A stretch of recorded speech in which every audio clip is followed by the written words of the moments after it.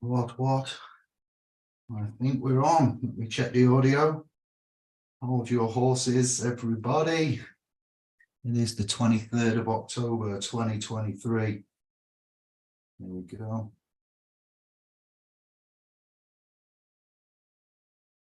What? Yep. We're on. Check the audio. That's good audio. I'm happy with that. Okay. Bear with me, scribes, initiates, sovereigns. I have to go and post this in all the usual places. And we shall begin. I shall explain very shortly. I will turn on the camera in a momento. Let's just do the do. Too many tabs. If you're into your word magic, poison penmanship, then I have a special show for you. Please be patient. Patience shall indeed be rewarded. Been a while, crocodile. I'll share it with the admins. I'm a tricky bricky. I'll let Anders come in. Yes.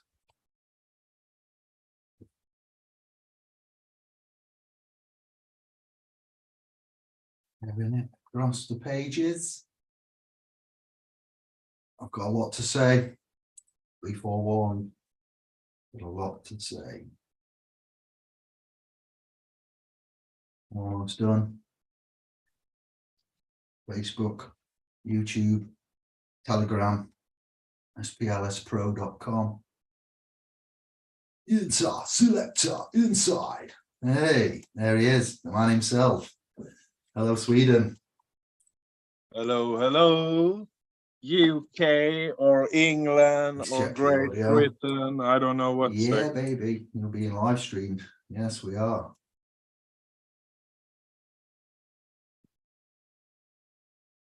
Turn that down. Turn YouTube up. It's been a while. I don't know what I'm doing here. Anders, can you say hello? Hello. Look at him. Look at that beautiful example of a man. Can you hear me? Yeah, I hear you clear and loud. Oh, you're muted, my man. Have I muted you? Let me check the older panel. I'm not muted. The scribes are landing. It's working. So we don't need to hear you. It's all about etymology tonight. I'm going to go on a rant, my brother.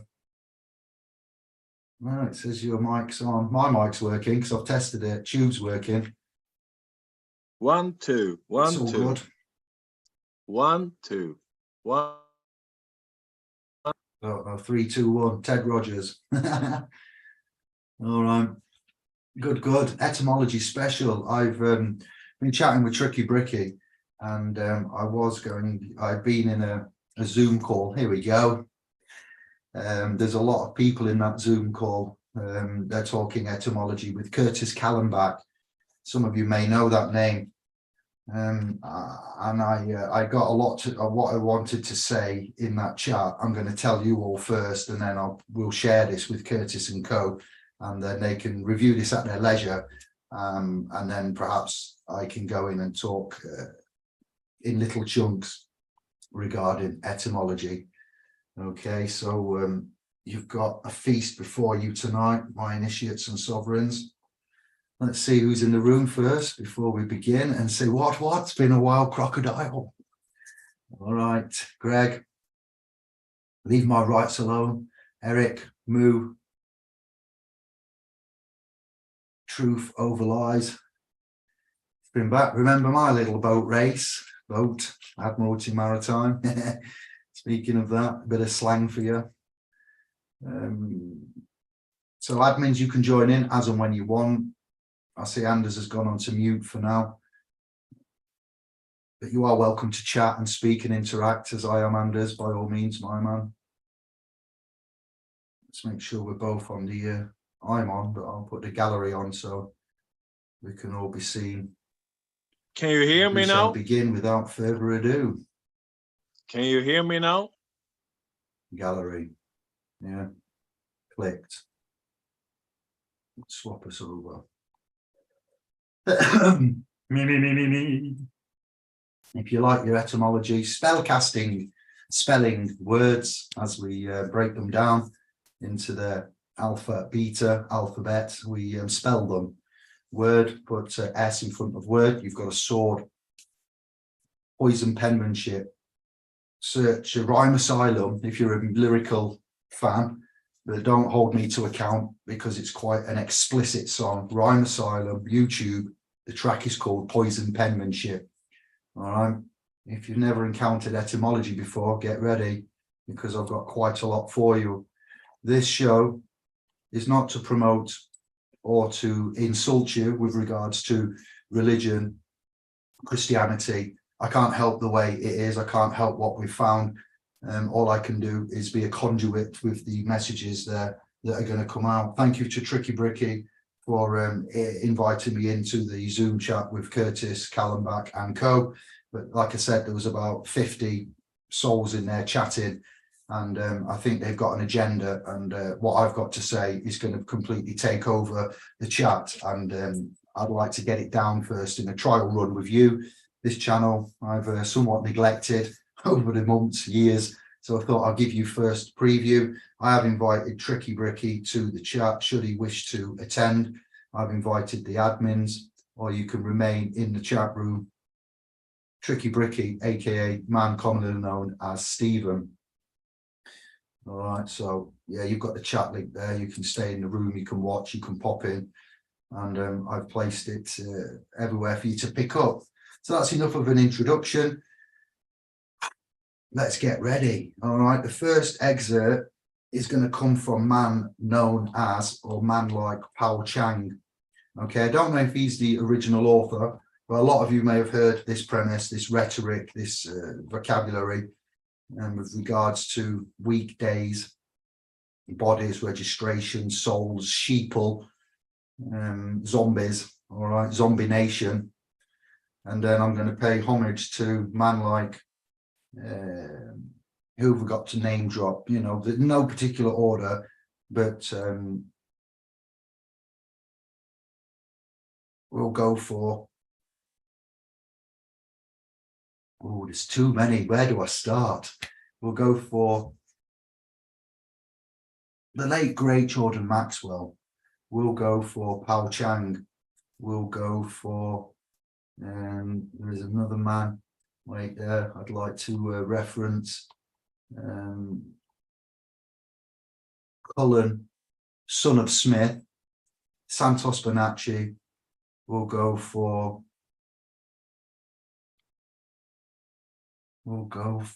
mine goes blank as soon as I turn on the camera. I've been practicing this at work today. Elena Blavatsky. We'll go for Rudolf Steiner. We'll go for Alan Watts. We'll go for Neville Goddard. We'll go for Billy Graham. And we'll go for Alistair Crowley. We'll go for Manly P. Hall. We'll go for H.P. Lovecraft. All right, you get my drift. So when I mention names and I recite to you, we'll go for, wait, there's one more that cannot be forgotten. Chiron Last. All right, so that'll do. That gives you a premise of where we're coming from. All right, so thank you for this. Share it, get a pen, make some notes because it's going to be a long one and you're going to have to find yourself rewinding to find the bit where I said something which interested you. So get a drink, get comfy, get a pen, get some paper.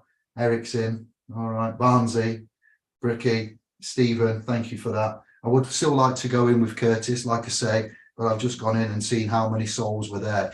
And I don't stand a snowflake's chance in hell of getting to broadcast this little beauty. So we'll just do this first and then we'll go back and say what and see if they watch this first or if Curtis wants to chew the cud. And the ones last night in your group, Stephen, anybody that's into this, share it with the ones we were chatting with in that group. Bert, rest up. All right, so the truth about English phonics, phonetics, etymology, sonics, phonics, the Phoenicians, the definitions, the diction areas, the secret areas, secretaries, secret areas, are words with astro-theological meanings. Think of chocolate bars, you think of companies, starbursts and Mars and Milky Ways and Ford galaxies and ministers and moons and planets. You think it has no reference. Spiritualism, spirituality, the soul, the consciousness, the spirit. Western society seems to have forgotten its connection to spiritualism, astrology, astrology, astronomy, and the stargazers, worship of the sun in itself, sun worship, the sun, he rise again, Horus, Egyptians. Oh, I've got lots for you, the Magi. So without further ado, while you're having a chat in the room, let me get into a little bit of some references from Paul Chang. And if I mention Christianity or religion and I talk about things, I mean no malice, no offense in any way. It's just the way it is. This is for entertainment purposes more than anything, but please don't believe anything that I say.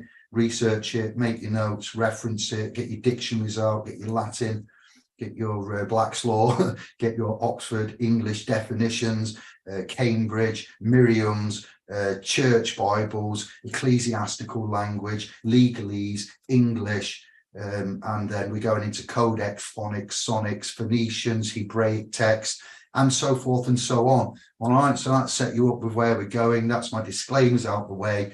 It's been a while, crocodile, sound like Kevin, and I'm happy to be here. This is going to be my presentation on broadcasting and spellcasting.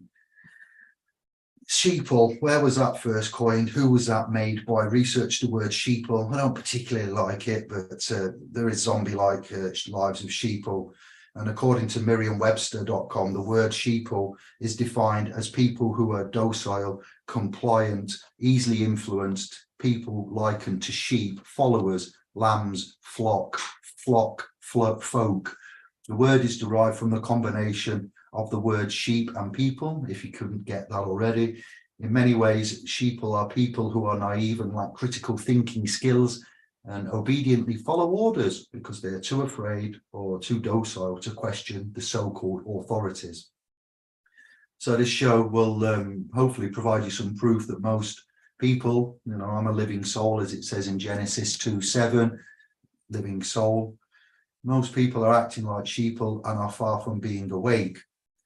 Why are sheeple considered properties of the state and they are in a daze or even a trance action? You commit commercially transactions through your commercial intercourse, publicly and commercially. So a trance entrances to your transactions, transgressions of the man to being a person, a people.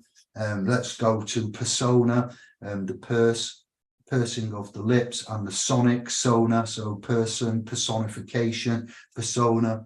We look at the Latin word persona, we know it's mask for the man, the soul. There is a correlation there of ancient times in Roman amphitheaters and etc., where the actors would wear a mask with pursed lips. So the sonics and the sona could be projected out to be heard from the audience to the audience. So we go into the etymological root word origins of what we think is an English language isn't actually English at all. And the native language of this landmass at one point, some hundreds of years ago, was Francais and Latin. If you spoke the common tongue, Babel, English, what I am speaking now, what we call English today, it was shown to be a have-not, an illiterate, one that was of lower stock, of a little education, and the elite and the aristocracy, the elect, preposterous, they were speaking and commanding the language of Latin and Francais. So the zombie-like lives of sheeple begin on the day they are born, or we would say birthed in legal language, but shortly after people are born, their parental sheeple give them a name and register them to the state using the birth certificate. And before I go anywhere, a quote from an old post, I believe, by David D. Surrey. And if I just do a quick search here, It's actually just lost itself, but I need to read this because it's quite relevant, and I think you will enjoy it. It did take me a while to find as well, so I've got a bit of pressure on myself, but it is worth the wait, and then we shall carry on.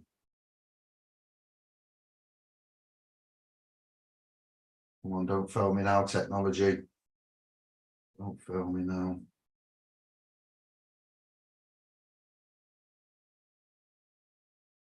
We're in. It is interesting to know that when you look up the word birth in a dictionary of law, 1889, it tells you to see abandon.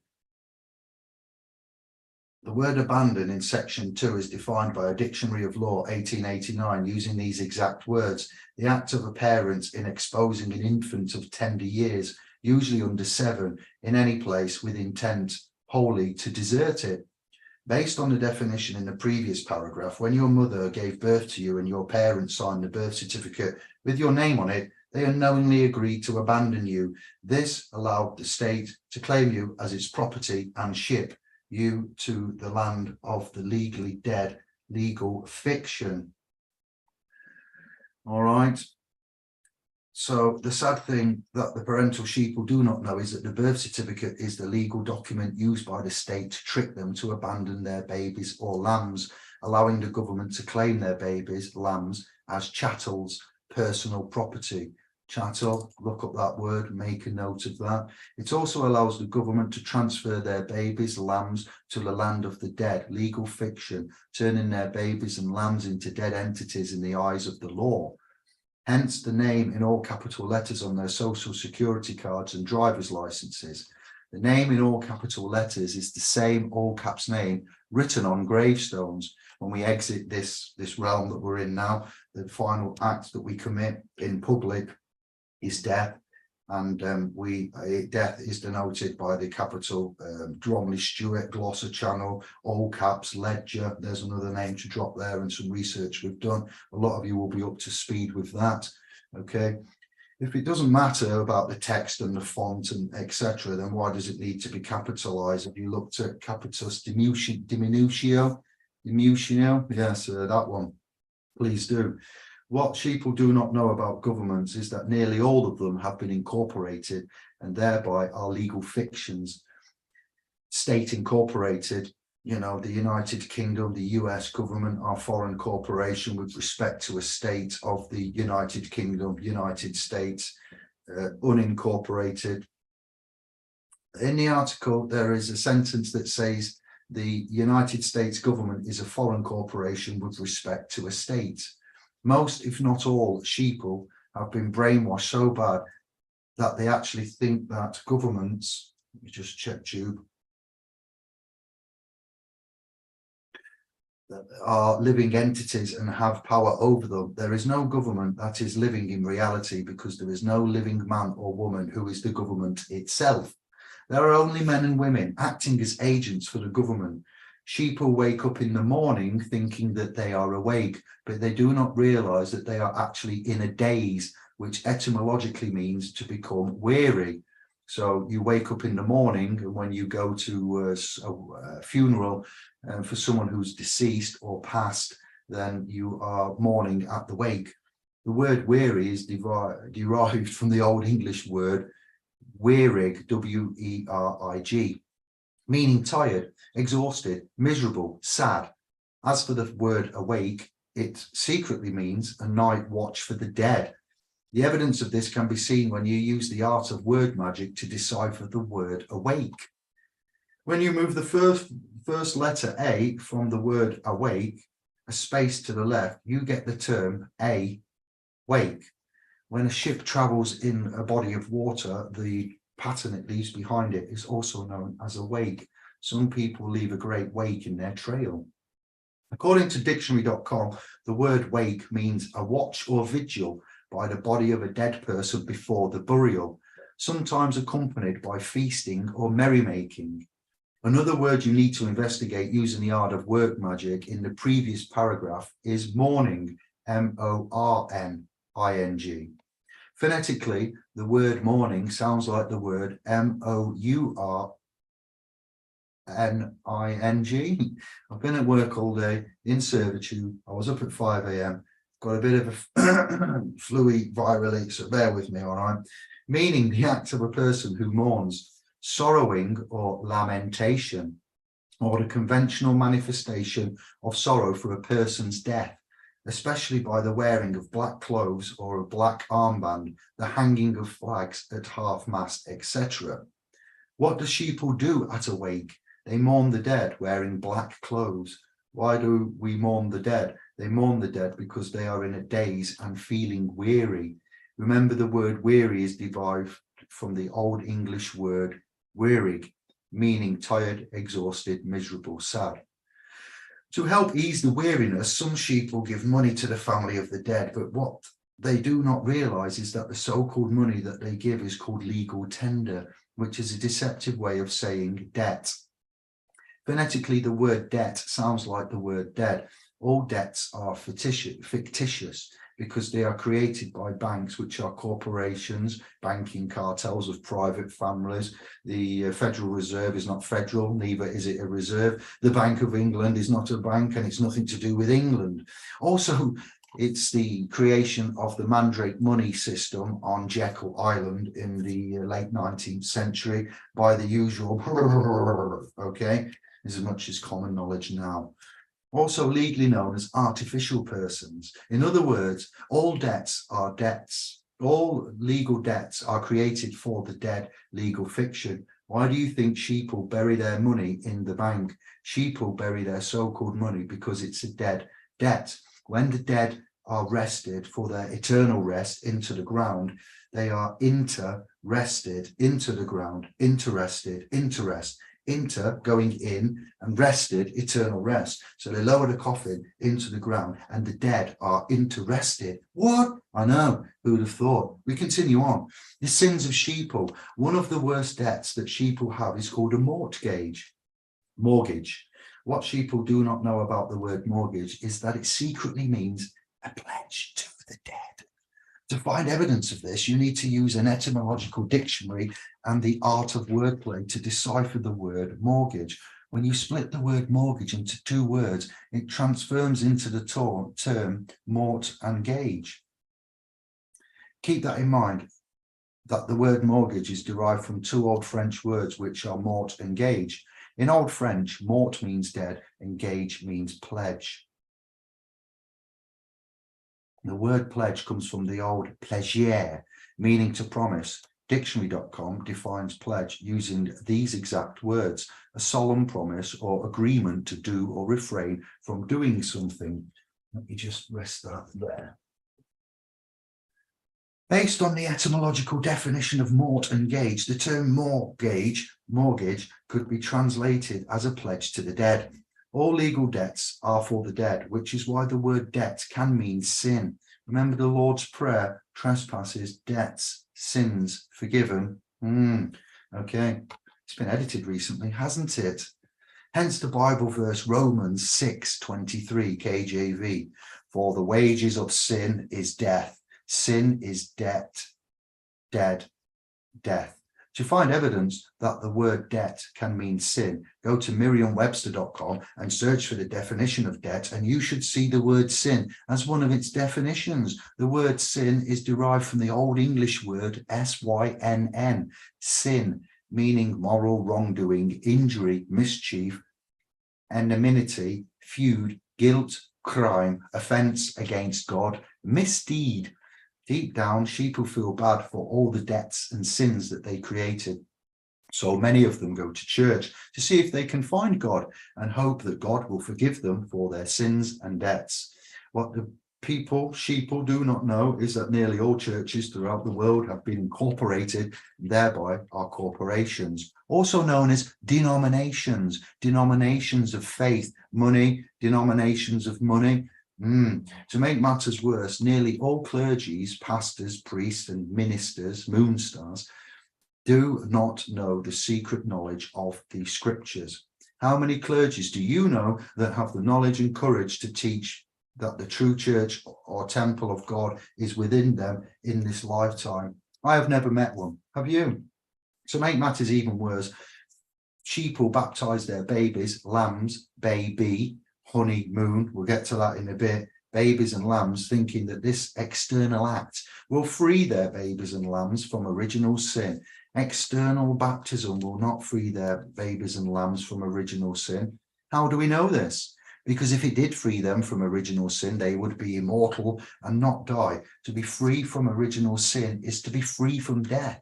External baptism is nothing more than a dark magic spell designed to deceive parental sheep or to give up their babies' bodies and souls to the Antichrist and the false gods of the false church. There is some chapters in the scriptures, maybe Ezekiel, maybe in Enoch, somewhere where they come down, the gods, as it says in the KJV as well. It mentions in the New World Testament gods in Genesis, Gods.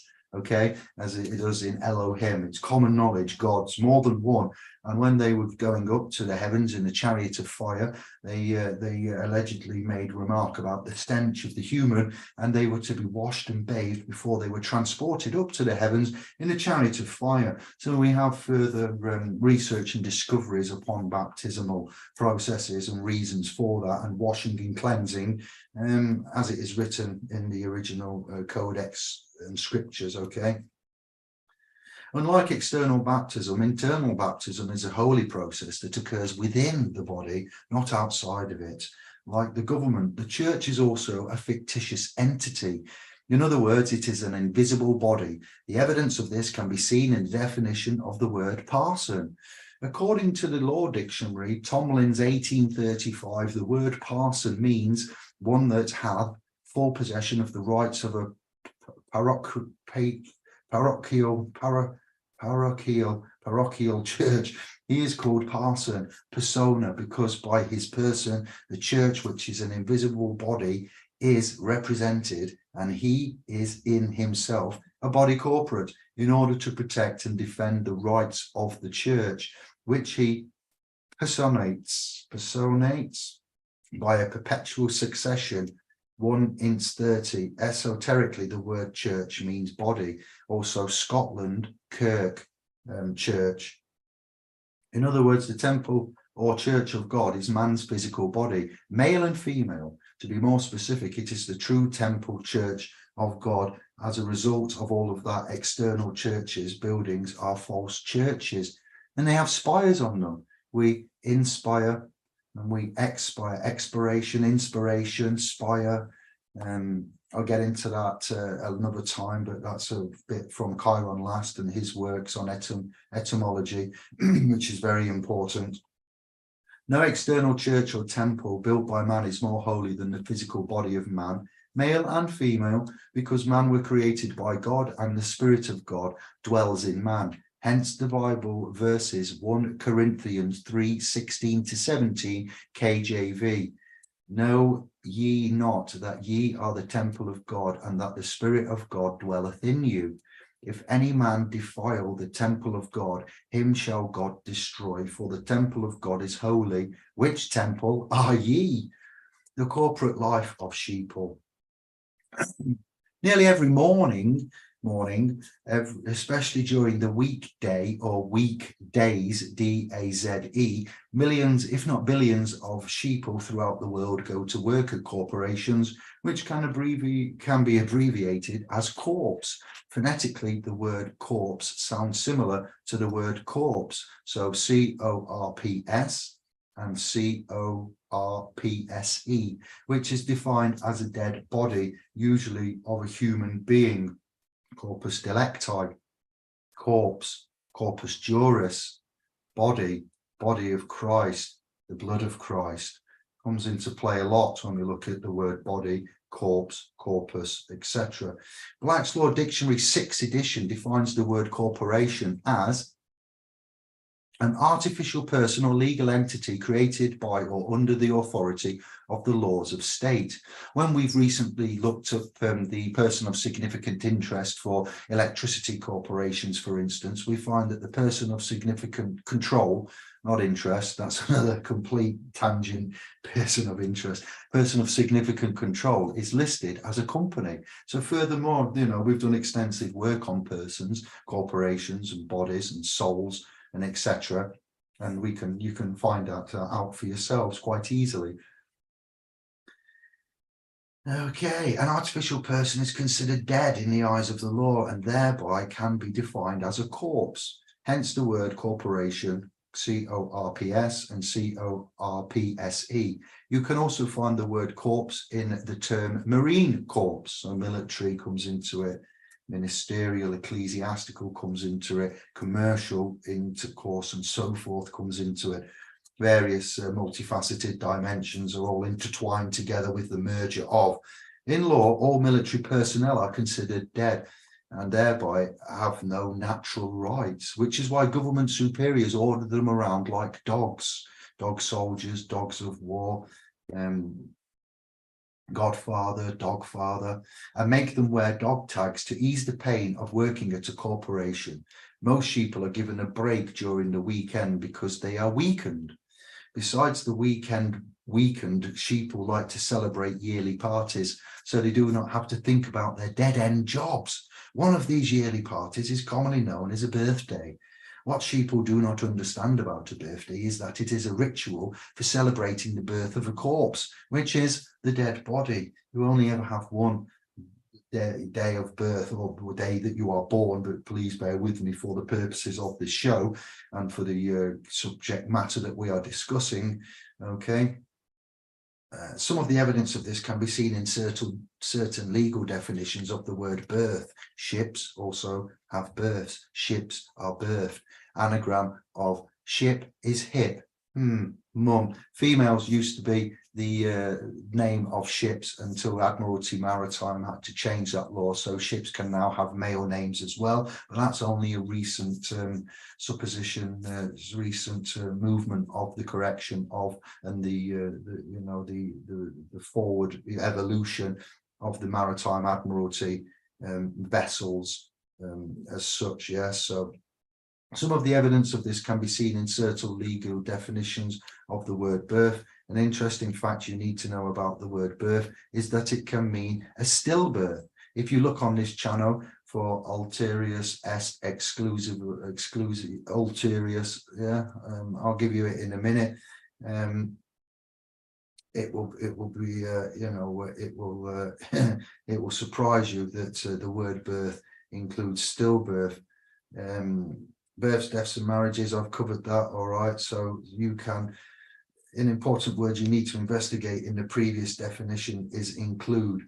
In at law, when the word include is used in an expression or definition of a legal matter, it excludes everything else that is not in that expression or definition. The evidence of this can be found in the legal definition of inclusio unus est exclusio alterius. That's the name of the video on this channel with further information for you to discover. Inclusio unus est exclusio alterius. Black's Law Dictionary 5th edition defines inclusio unus ex exclusio alterius using these exact words. The inclusion of one is the exclusion of another. The certain destination of one person is an absolute exclusion of all others. The word birth is often used to describe the emergence of a new entity. At law, nearly every entity that is birth falls under the jurisdiction of the legal system. When it comes to jurisdiction, the legal system only has jurisdiction over their fictitious entities, which are, to be fair, legal corporations. Be careful of the company that you keep. Okay, what is your interest in my daughter? You know, I assure you my interest in your daughter is a healthy one, David, and I intend to make her my partner. Again, interest, partner, yes, terms of money, fiscal, finance. Okay, so we need to be careful of the language of the company that we keep. Okay, your company is your legal artificial person, the straw man, the legal personality. Old news, but to some it's new. So we continue on because I've got a lot to get through, and this is a repetition of what is in the previous video that I've just mentioned. Okay, so I'm a living soul, as it says in Genesis 2:7, and I'm crowned at birth when mum borns me. The birth is certificate of live birth with a registrar in the hospital, and then there is a birth certificate subsequently after the certificate of live birth. The birth certificate comes. There are 2 dates. We know all about this, but you know, because of all this, all living babies that are birthed and registered to the state through the birth certificate are considered dead in the eyes of the law. One of the major reasons that they are presumed to be dead by the state is so that the government has the right to administer them. Remember, the government is a fictitious entity and thereby can only administer other fictitious dead entities. To secretly tell sheeple that they are dead in the eyes of the law, the agents of the government indoctrinate to celebrate their birthdays with cakes and candles. The cake, why do we have a birthday cake? It represents cake, Greek word, let's go for placenta. Okay, the flat cake, the place that you enter, placenta. Okay, flat cake, Greek, birthday cake. When it comes to corpses, candles are traditionally used to dispel the darkness so the spirits of corpses can find their way home. This is one of the hidden reasons that they teach to light candles and stick them on cakes during birthday ceremonies. Every time sheeple light candles during their birthdays and stick them on a cake, their actions tell the dark forces, self-serving thought form entities, when we say dark forces, that they consent to be participants of the birthday ceremony, which is a ritual for celebrating the birth of a corpse or a dead baby. The cult of Saturnalia, Saturn, the eater of its children, the Garden of Eden. During birthday ceremonies, many sheeple like to drink alcoholic beverages. What they do not know is that alcohol is effective for weakening the connection to the true God that dwells within the temples of their head. They did not call that area of the head the temples for no reason. Besides weakening their connection to God, alcohol also drains their life force enemy. In the Middle East, Al-Ghul, okay, and the 82nd Psalm, as JC quoting, have I not said that ye are all gods? The good news of the gospel. In a nutshell, Bum Shankar, I thank you. Continuing on, alcohol is able to do this. Alcohol, spirits, what's your poison? Spirits, top shelf spirits for me. I want some top shelf whiskey, single malt, that's my poison.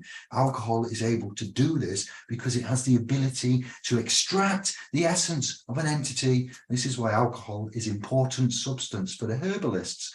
With the aid of alcohol, herbalists can extract the essences of plants to make essential oils such as full spectrum CBD. Om Shankar. Because of the oregano oil is also another one. Black seed oil, you get where I'm going. Because of the extracting effect of alcohol, when sheeple drink enough of it to make them drunk, it can temporarily extract the essences of their soul, which contain, metaphysically speaking here, okay, which contain their life force energies. This weakens their spirits, making their bodies more susceptible to being possessed by foreign spirits. After decades of working, partying and drinking, your body cannot handle the stress anymore, causing us to die prematurely, perchance. Pardon me, I've got a lot of acid tonight, I must tell you. I ran out of mints, I've got no antacid, so I'm going to have a mint tea in a bit. After we die, our names are written in all capital letters on gravestones to seal the deal and let other sheeple know that they are officially dead. What we do not know is that shortly after our legal birth, the government incorporated these souls. Well, they cloned, they don't do anything with the souls. Man is never registered. It's an event, okay? So don't really read too much into this. It's a process. It's a trust, and things are going off here. There is a certified entry in the book, and the Office of National Statistics, the Office of Public Guardians, etc., and so on. If you're not ever registered, then you know, there would be a great benefit to that, such as the traveling society. And I'll leave it there. So we are incorporated, the name, okay, he who creates owns it, and there is a citizenship created when we talk of penmanship, and lordship, township, fellowship, friendship, okay, lordship, mothership, okay, ships, again, Admiralty Maritime, the Romans. They are creating an artificial legal person, your persona, you are personified, the personification of man. That's what's happening with the registration and events there. It is often hard for the sheeple to see the truth that they have been incorporated, and thereby they have a corpse. So to make it easy for them to see the truth, let us investigate the legal document known as the writ of summons. When a court agent serves with a writ of summons, the first question they are asked is often related to their legal name, which 99% of the time is written in all capital letters on all court documents. For example, the court agent may ask them, "Are you Jane Henry Doe?" Most, if not all, souls would answer yes by saying yes or responding with a similar answer and accepting the writ of summons. They basically agree to play the role of a dead character, which is the legal name. Jesus was the first and original care actor that we can find, okay? A man allegedly of the craft. God creates man, man creates government, government created persons. As a result of that, it is dead as a fictional character in a storybook. Okay, you got to copyright these messages, the copyrighted storybooks, pages, leaves, spines of the book. Yes, the writ of summons is used to summon the dead using the man as mediums. This is why a court agent has to serve them a writ of summons with their legal name on it before a judge can demand them to appear in the court. So spirits appear, they are summoned allegedly, okay, in the dark arts of when I mentioned Lovecraft, Crowley and Hall, Blavatsky, Steiner, Billy Graham and such other names as, it's common knowledge. To connect the dots when souls of Salem, when souls of witchcraft accept a writ of summons, whether they realize it or not, they agree to raise the dead. All rise, all rise. So they can play the role of a dead character. Never thought about that. All rise, dead shall rise. In other words, they agree to be zombies. What do witches do when they want to communicate with dead spirits? In Salem, for instance, there's about 800 witches registered in Salem, just in case anyone's interested. They summon them using certain magic spells. We'll get into the magi and magic very soon. Do you now understand why it is called a writ of summons? The souls are so brainwashed and spiritually brain dead, they are not even aware that they have been monetized, securitized, Securities Exchange Commission. Everything runs on securities and securitizations when they are commercially bankrupt. We are actually the assured party creditors to all of this with regards to the trusts that are set up and such things as what Thatcher did. And well, even from 1302 Unum Sanctum from Pope Boniface, but late more relevant public services going into privatization, and the way that that was orchestrated with the quasi trusts of Thatcher in the 80s. Assured party creditors is what we are, and bankruptcy and etc. You know what we've brought to you and the discoveries that we've actually made. We're not aware that we've been monetized, securitized and turned into dead entities. Not turned into, but we are committing joinder, okay, because the consciousness of man spiritually, legally, Latin, legalese, English, and the confusion of the spellcasting, the broadcasting of the spellcasting has left us somewhat dazed and confused and in a trance. Dearie me. So dead entities, legal persons, dead entities, company that you keep, company, corporations, person, straw man. It's all the same, really. John Harris was on it back in the day. All we're doing is just simplifying it and proving case in point for you.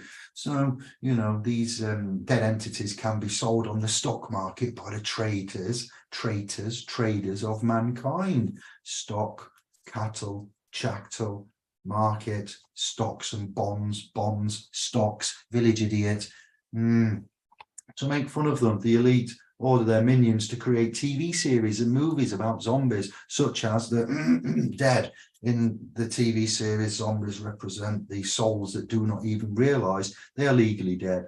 The so-called zombie apocalypse is already here because the souls are, in a sense, the walking dead. It's time to wake the souls up and stop acting like zombies. The grass is much greener on the side of the living. Now we're going to the truth about English phonics, phonetics and etymology. We're going to shout out Cullen Smith. Apparently him and Santos Bonacci have had some hoo-ha, and Cullen has made some really substantial claims, and I'm kind of on the side of Cullen because I've dealt with Santos. I know others that have dealt with Santos. I've followed Santos. I put Santos on a pedestal along with Maxwell and others, of which we should never do, should not worship and idolize and etc. But paying homage to. I'm more leaning to the man Cullen. All right, so what I'm going to read you here is from in5d.com. And he's covering the word spells, how post-Mesopotamian language has had us under the abracadabra trick. The oldest control trick, thou hast fallen for the oldest trick in the scroll. How do I even begin? Is it by telling you about how we've unwittingly been cast into the mold of ancient spells of our modern spelling cast, just like a mold, M-O-L-D, or perhaps like a net, while caught like fish in the net of spells and spelling that have been cast, thus sentencing us to life sentences and the curses of cursive, cursor, arrow, screen, cursor, cursive language, cursive text, cursive, which are just terms like serving a prison term. Net, the fishes of man, the fisher of men. So we've been sentenced to the wards of those words, which can be deadly as swords if misunderstood, or perhaps you missed the understanding of my terms, or the sibyls of my syllables, or even the ancient rites, R-I-T-E-S, of writing. We languish in our languid language, in anguish, ever since the ancient times of the Anglish, Angus, and the phony phonetic Phoenicians of the ancient Phoenician Phoenix. What? We'll go rewind selector.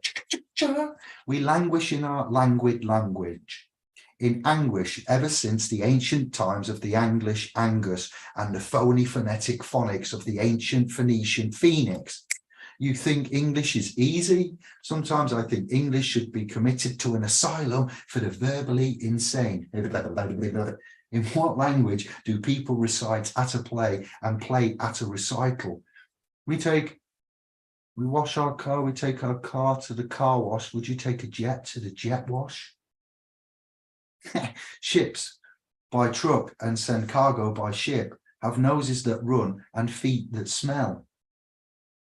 Reminds me of Kevin's Telegram message there. If my nose is smelling and my feet are running. The lunatics are indeed running the asylum, initiates and sovereigns. How are we doing? 34 in, the chat's going well. Blue Man Group, will you look after the room for me, fam? I'm about a quarter of the way through. I'd like your feedback and questions. I will pause at the end and I will let you look at your notepads. And we shall look again at your comments. If you want me to see something, I will look at the chat at a later date, but you just give me a chance, all right?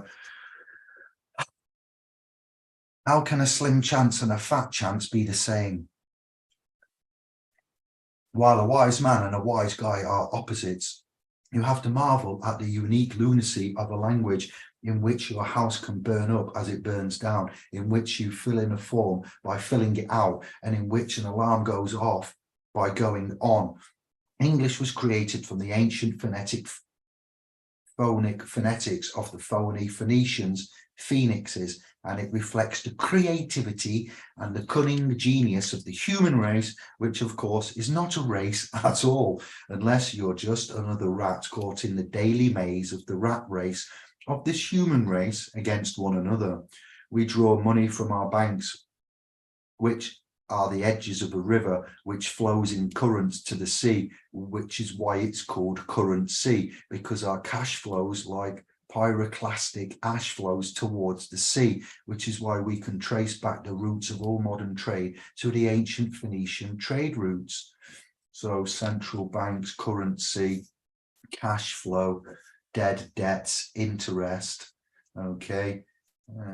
The note, you hold the note up to the light, it will have a watermark through it, will it not? Yes, cash flow, money, credit, intrinsic value. We need to look at all of this and break that down. But moving on, and why our mundane weekdays seem to keep us in perpetually weak days until we are so weakened that we barely make it to the weekend. So each day we routinely awake in the morning, or is the Monday morning ritual conversely conversing a morning at awake for the dead? And thus the Bible speaks that the dead shall walk the earth. So it appears that they already are, without even knowing it, just by the strange language of which they know not the true origins and what their words mean in etymology. And the significance of the signs and sins in signification of their signatures on dead legal fictions like IDs and bills. Because our citizenship begins when we board the citizen ship, which sails the high seas carrying seamen, and it all begins when the male ship docks in its female slot or slip, known as its berth, and unloads its cargo seamen, which sails up the waters of the canal. When a ship is deemed unseaworthy, it is arrested. When your heart stops, it is arrested. They come with the paddles, the medical team, and they spark electric and charge the dead back to life with the spark of the paddles across the chest to the heart. So the dead are charged back to life. If you're naughty and you're caught avoiding tax, avoiding 2009 banking crash, nobody went to prison, so that's kind of a bad. But you know, if we're caught counterfeiting or not paying the IRS their dues and the tithes that we should be paying in the public commercial realm, you are arrested, you are detained, tried, sentenced, convicted, etc. You may be held in a cell, a battery cell. You are charged. You have to discharge the charges. You see where we're going here? Current, currency, water, electricity. Horses are coming in a bit. Don't nag me or I get a hoarse throat, etc. It's insane. Honey, moons, babies, seamen. The road is made of cement because it's meant to be the sea. You go traveling in your lane. Yeah. So I'm afraid I'm interjecting into the good man Cullen's work here, but I have to get that in because it's just food for thought. I'm feeding your soul. Your very soul is being fed. Okay, I want you to grow and expand and know, because knowledge is power. Oh, UCC, that one. So Mom gets pregnant and now carries the precious cargo and will now give birth to the new citizen that must now register to board the citizen ship and repeat the cycle all over again until the citizens catch on to the ancient spells of the phony phonetic Phoenicians, tools of commerce and piracy of the high seas, privateers, pirateers, lunacy, piracy, and the human commodity through the use of their made-up languid language, which gives us modern English. For more sources and information, Google Jordan Maxwell, the late great. Fortunately, a lot of his work's been taken down and coveted by the Jordan Maxwell Trust. There are some channels left with a few bits, and you can find what you've got. If you're like me and you downloaded a lot and you stored it in archives, review that. Lifting the Veil Facebook page. Check Cullen Smith out. I need a podcast with him. Legendary work. Lifting the Veil website. He's put here Kate of Gaia. Tricked by the light language, magic word spells, witchcraft of the satanic Illuminati. Laurel, Aricia. And that's the end of that. All right. I hope you enjoyed that. Moving on. I've got a lot more hombres and nombres. Are you ready? Let's take a break. Let's look at the room. Let's appreciate the souls. And I will say, what? Let's go this way because it seems to have frozen. Let's do a share air. Good evening, Cherie. Here's the link for my library, which has over 13,000 titles. Go on, Anders. Get in. Join our Telegram group. Thank you, Anders.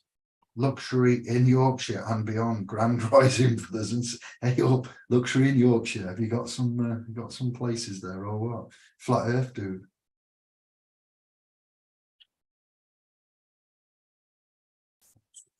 Albert's there. Eric.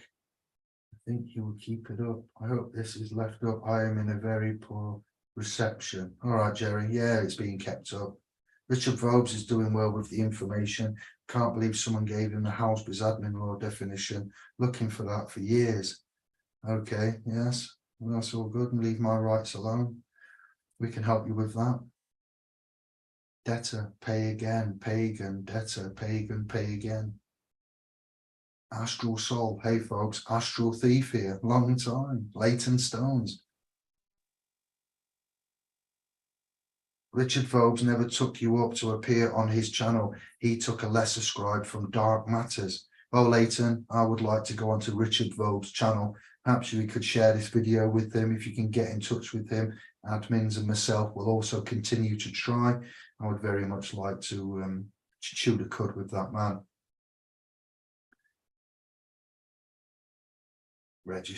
Regis and King and Registry, where we register everything. Just had my 55th last weekend, beat that. He did indeed. Born day of Anders. 55 rotations around the sun.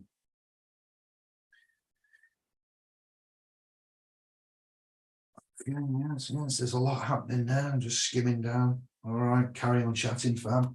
Now we're going to begin something else. Bride and groom, Mr. and Mrs., husband and wife. Horses' manes are groomed. Spell mane, M-A-N-E. Spell name, N-A-M-E. Amen. The same letters in different orders. At the base of every mane is a neck and a head, and under every ponytail, one can be sure to find an arsehole. No horseplay.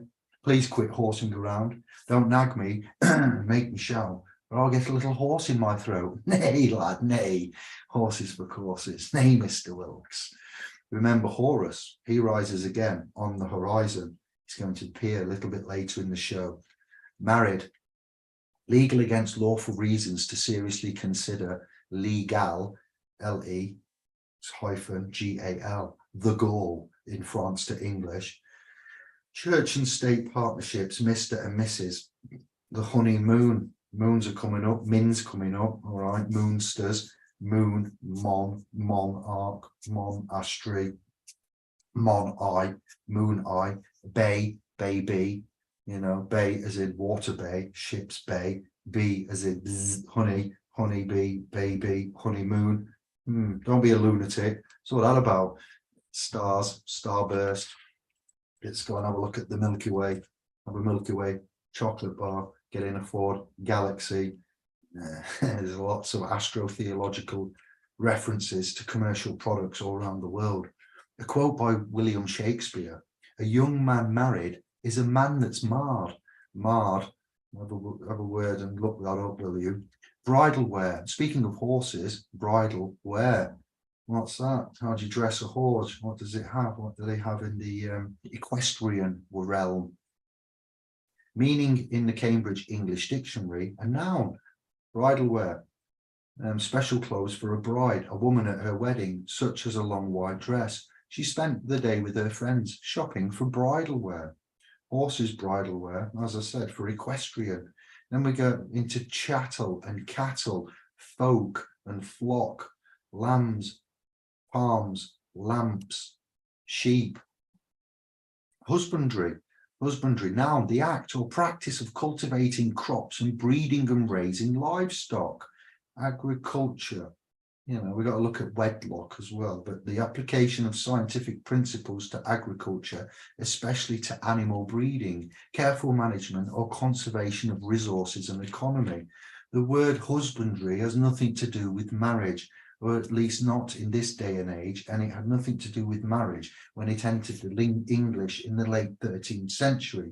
In fact, the word husband itself didn't mean married man when it first showed up around the year 1000. The noun husband originally meant a male head of a household. According to the Oxford English Dictionary, the guy could have been married, widowed, or single.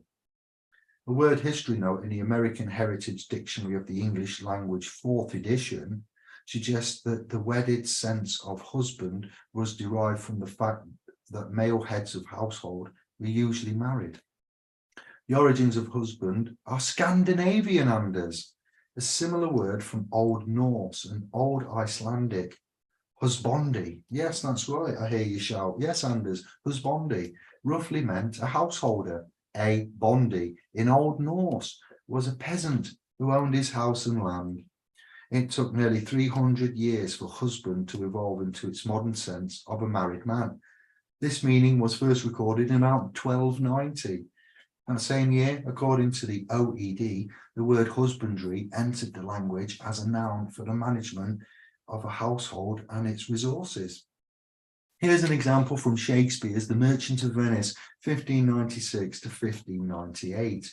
Lorenzo, I commit into your hands the husbandry and manage of my house. Portia is speaking here. Portia.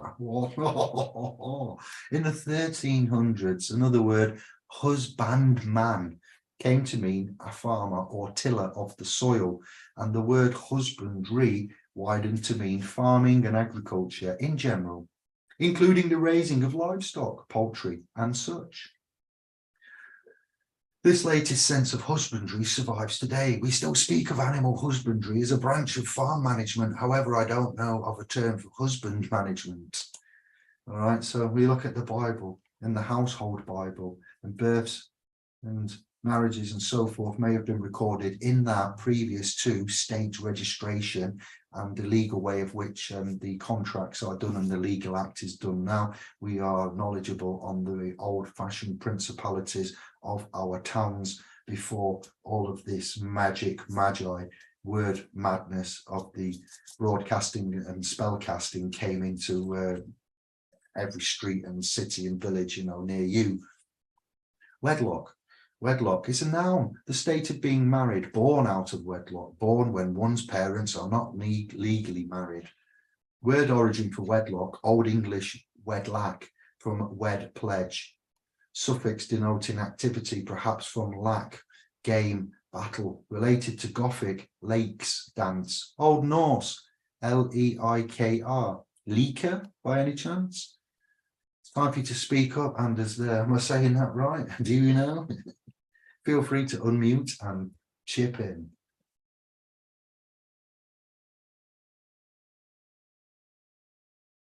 Or not. I can continue on. Animal husbandry. Animal husbandry is the branch of agriculture concerned with animals that are raised for meat, fibre, milk, or other products. It includes day-to-day care, selective breeding, and the raising of livestock. Husbandry has a long history, starting with the Neolithic Revolution, when animals were first domesticated from around 13,000 BC onwards, predating farming of the first crops. In the 18th century, women had few legal rights, particularly in regards to marriage, as their legal status was similar to that of children. Women were fully under the control of their father or guardian until they married, when control was passed on to their husband. Blackstone, 1788.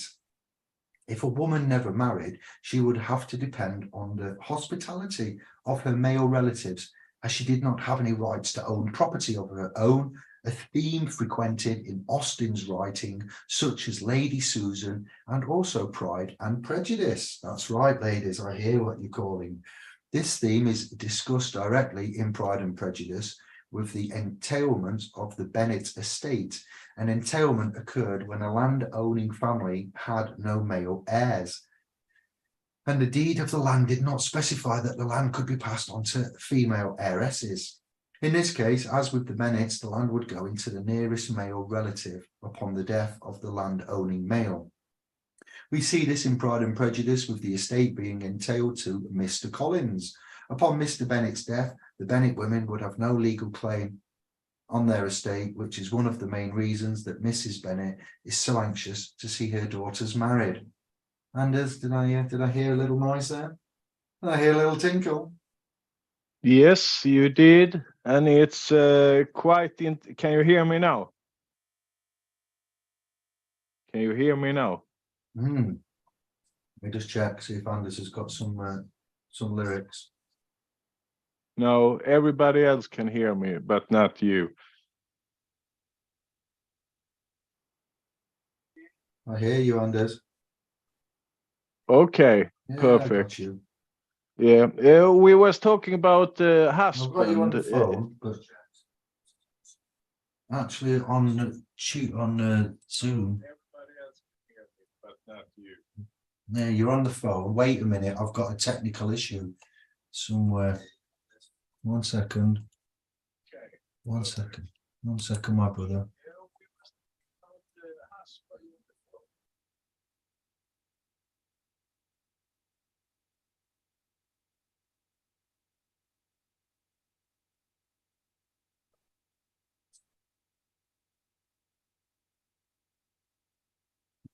Don't know what's happening, bro.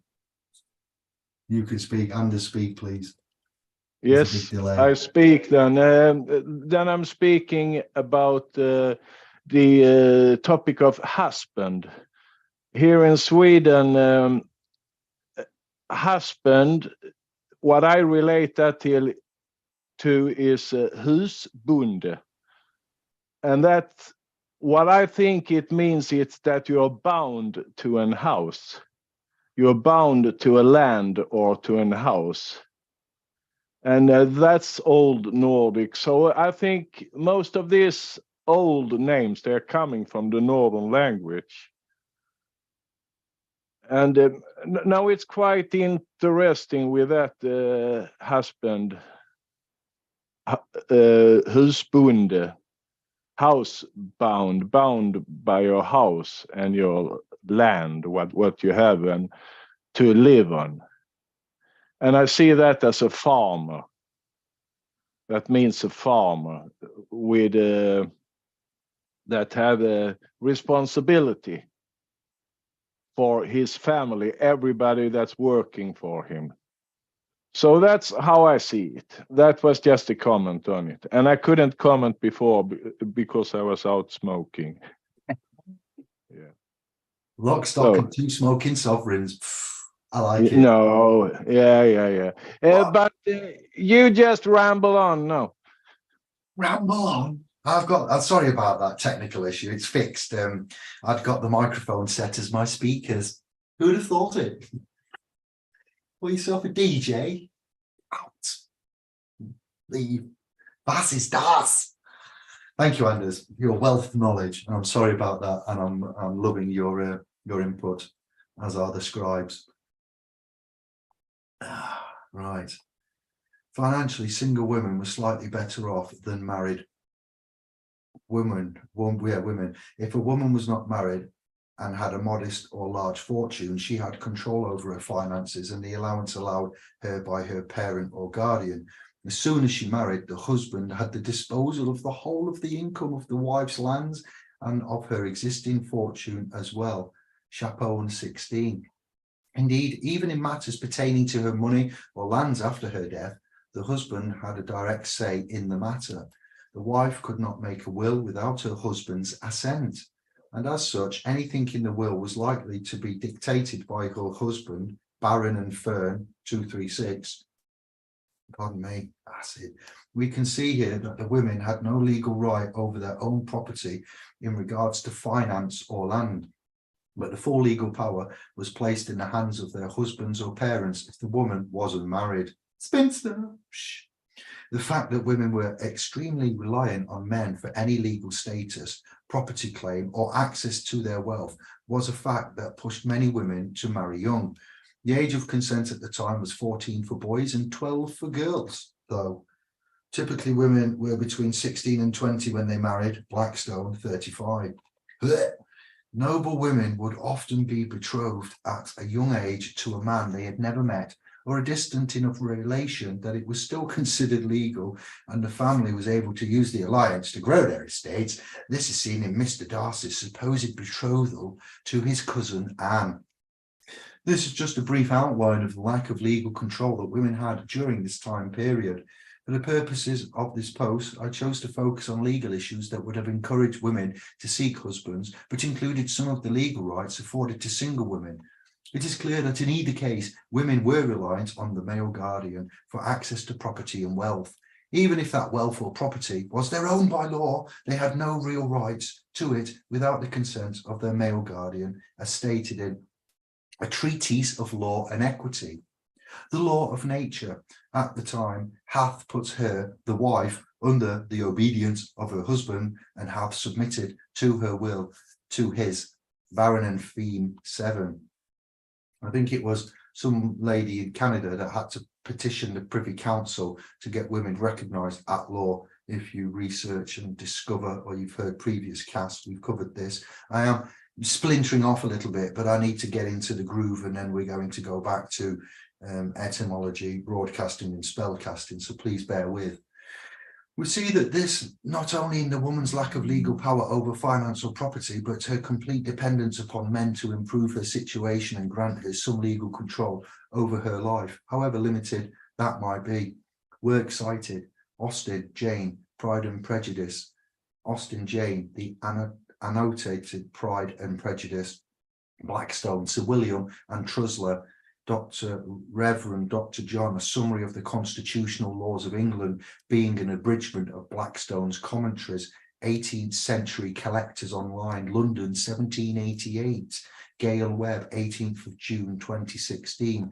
Baron and Femme, a treatise of law and equity concerning husbands and wife, 18th Century Collections Online, London, 1738. Gale Webb, 14th of June 16. Chapeau and Sarah, the hardships of the English laws in relation to wives, with an explanation of the original curse of subjection passed upon the women. 18th Century Collectors Online, London, 1735. Gale Webb, 15 June 16. Now we're going into names and misnomer, in law, at law, the mistaking of the true name of a person, misnaming. Nomen, plural, nomina, was the Roman gens clan name. In the typical Roman name, it was preceded by the praenomen and followed by the cognomen. Praenomen, Latin, forename or first name, the first of the three names by which the Romans were commonly distinguished. Always goes back to those pesky Romans. It marked the individual and was commonly written with one letter as A in brackets. Aulus, C for callus, etc. By the 2nd century, praenomina were no longer commonly used. Cognomen in Roman law, a man's family name. The first name, praenomen, was the proper name of the individual. The second nomen indicated the gens or tribe to which he belonged, while the third cognomen denoted his family or house. At English law, a surname, a name added to the nomen proper or name of the individual. A name descriptive of the family. Cognomen majorum est ex sanguine tractum hog intrinsecum est agnomen extrinsecum ab eventu. Easy for you to say. The cognomen is derived from the blood of ancestors and it is intrinsic. An agnomen arises from an event and is extrinsic. Note, originally cognomia were nicknames. Thus, the cognomen in the combination with the nomen functioned as a surname, breaking families into smaller groups than just the nomen alone. Black's first edition, which brings me back to hombre and nombre in a way, for the Hispanic type language there. Agnomen, Latin, an additional name or title, a nickname, a name or title which a man gets by some action or peculiarity. The last of the four names sometimes given a Roman, thus Scipio Africanus, the African from his African victories. These were generally nicknames acquired at some point during the lifetime, but never given at birth. Black's first edition. Agnomination, a surname, an additional name or title, agnomen, Black's first edition. A patronym or patronymic or patronymic is a name derived from the name of the father or another paternal ancestor. Some surnames are patronymic in origin, like Peterson, Peter's son. Oh, Dustin Hoffman, man of Hoff, not Dustin Hoff person, is it? Some cultures such as Iceland use uninherited patronyms instead of surnames. Behindthename.com. Do they now? Rude Vander, is that something like the Vander or something like that then, when some surnames are patronymic in origin? Iceland use uninherited patronyms instead of surnames. Acquire, Latin acquirio, ad and querio, to seek, that is to follow, to press, to urge. Acquirio signifies to pursue to the end or object. Heb, to seek, to make, towards, to follow. The Latin cusivi, unless contracted, is probably from a different root. See glass, gr and gs. To gain by any means something which is in a degree permanent or which becomes vested or inherent in the possessor, as to acquire a title, name, estate, learning habit, skill, dominion, etc. Plants acquire a green colour from the solar rays. A mere temporary possession is not expressed by acquire, but by gain, obtain, procure, as to obtain, not acquire. A book on loan. Descent is the title whereby a man on the death of his ancestor acquires his estate by right of representation, as is heir at law. Fiction, the art of feigning, inventing, or imagining as by the mere fiction of the mind. That which is feigned, invented, or imagined, the story is a fiction. So was the fiction of those golden apples kept by a dragon, taken from the serpent which tempted Eve. Remedy, remedium, re and medior, to heal. That which cures a disease, any medicine or application which puts end to a disease and restores health. With, for, as a remedy for the gout. 2. That which counteracts an evil of any kind, with, for, to, or against, usually with, for. Civil government is the remedy for the evils of natural liberty, and thus the opposite must be true. 3. That which cures uneasiness. 4. That which repairs loss or disaster, reparation. In the death of man, there is no remedy. Note, Christianity is the only remedy from man's law. No living man can get remedy from an agency that only deals in fiction, death. Your reparation to nature and God is to counteract your demon by quitting, known as quit claim, your possession of it. To quit government, you must have a higher authority than man to govern you.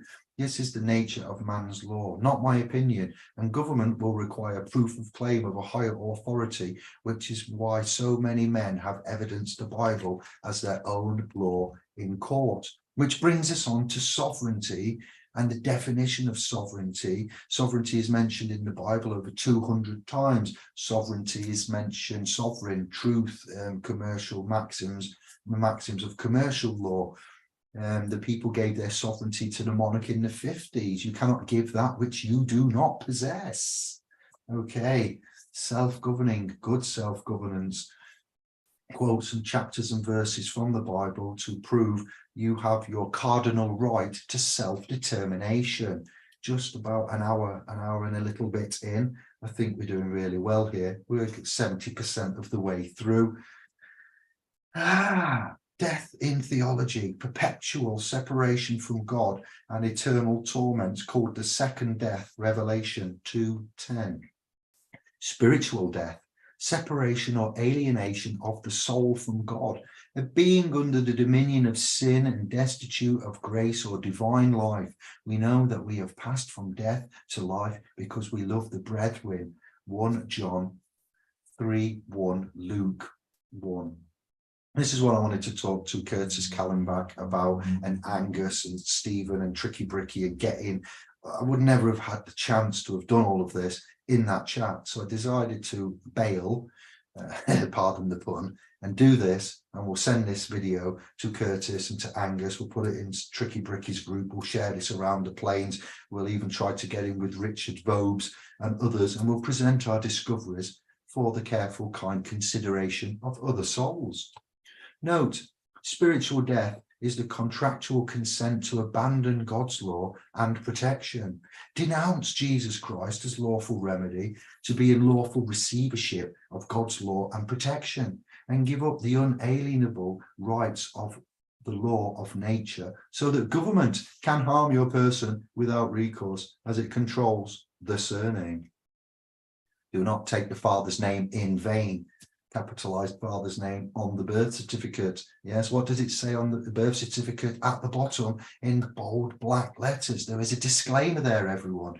For England and Wales, the United Kingdom especially, it says what? It says, warning, this certificate is not to be used as evidence of identity. The birth certification was never created to be used as evidence of identity. That was not the purpose for that bonded instrument, that securitized, legal, artificial person, the personification of man, the citizenship, the second coming, if you like, you know, the birth certificate. Get a copy, have a chat, confirm it.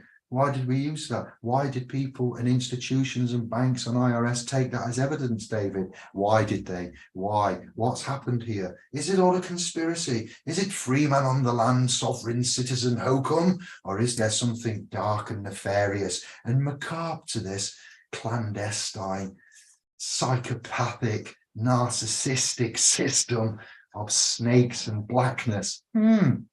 Civil death. We talk about that when we talk about remedy, moving from the public to the private, the separation of man from a civil society or from the enjoyment of civil rights, as by banishment, abjuration of the realm, entering into a monastery. When one goes into the cloth, one is what is going through is performed as civil death. When one goes into the militia, into the army, is one civilly active? Is one a civilian? No. But when sailors and the military come ashore, they're granted leave, they're granted rights, liberties, they're granted. So forms of freedom of such. So they come off the boat, they arrive off the boat, they manifest from the sea onto land, magically, manifestation, spiritual talk, okay, and they arrive, and then they get their port pass, their passport, they come onto land, they arrive onto land, they need then to get about, so they need transportation, the transport to get around in between the ports. Again, liberties, Statue of Liberties, liberties can be given and they can be taken away.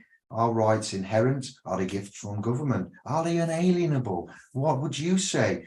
You know, the maxims of commercial law, he who fails to assert his rights. Exactly. We're getting closer now, aren't we? Is it sinking in third, fourth, fifth time around in the 10 years or so we've been doing this? Note, one must have a civil death in order to only be considered a natural living being under God, an authentic soul, an authentic being, to quote the late great Terence McKenna. Okay, so God, 82nd Psalm. Have I not said that ye are all gods? The good news of the gospel. Note, one must have a civil death in order to only be considered a natural living being under God, big G God.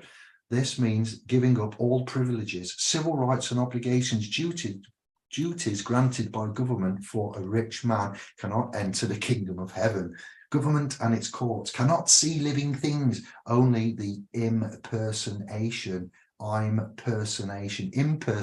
break it down, of living things as legal persons with noun, names and surnames. So under English grammar, yes, rules, grammatical rules, a name starts with a capital letter, it denotes a noun. See my other videos on sovereignty on this channel, all right? An object or a thing. I am not a name, I am called. You are called Gansders, Bert, Jerry, etc. We are called. My mum called me David. I have a name. I'm sometimes known to go by a name, but only when it is a benefit to me.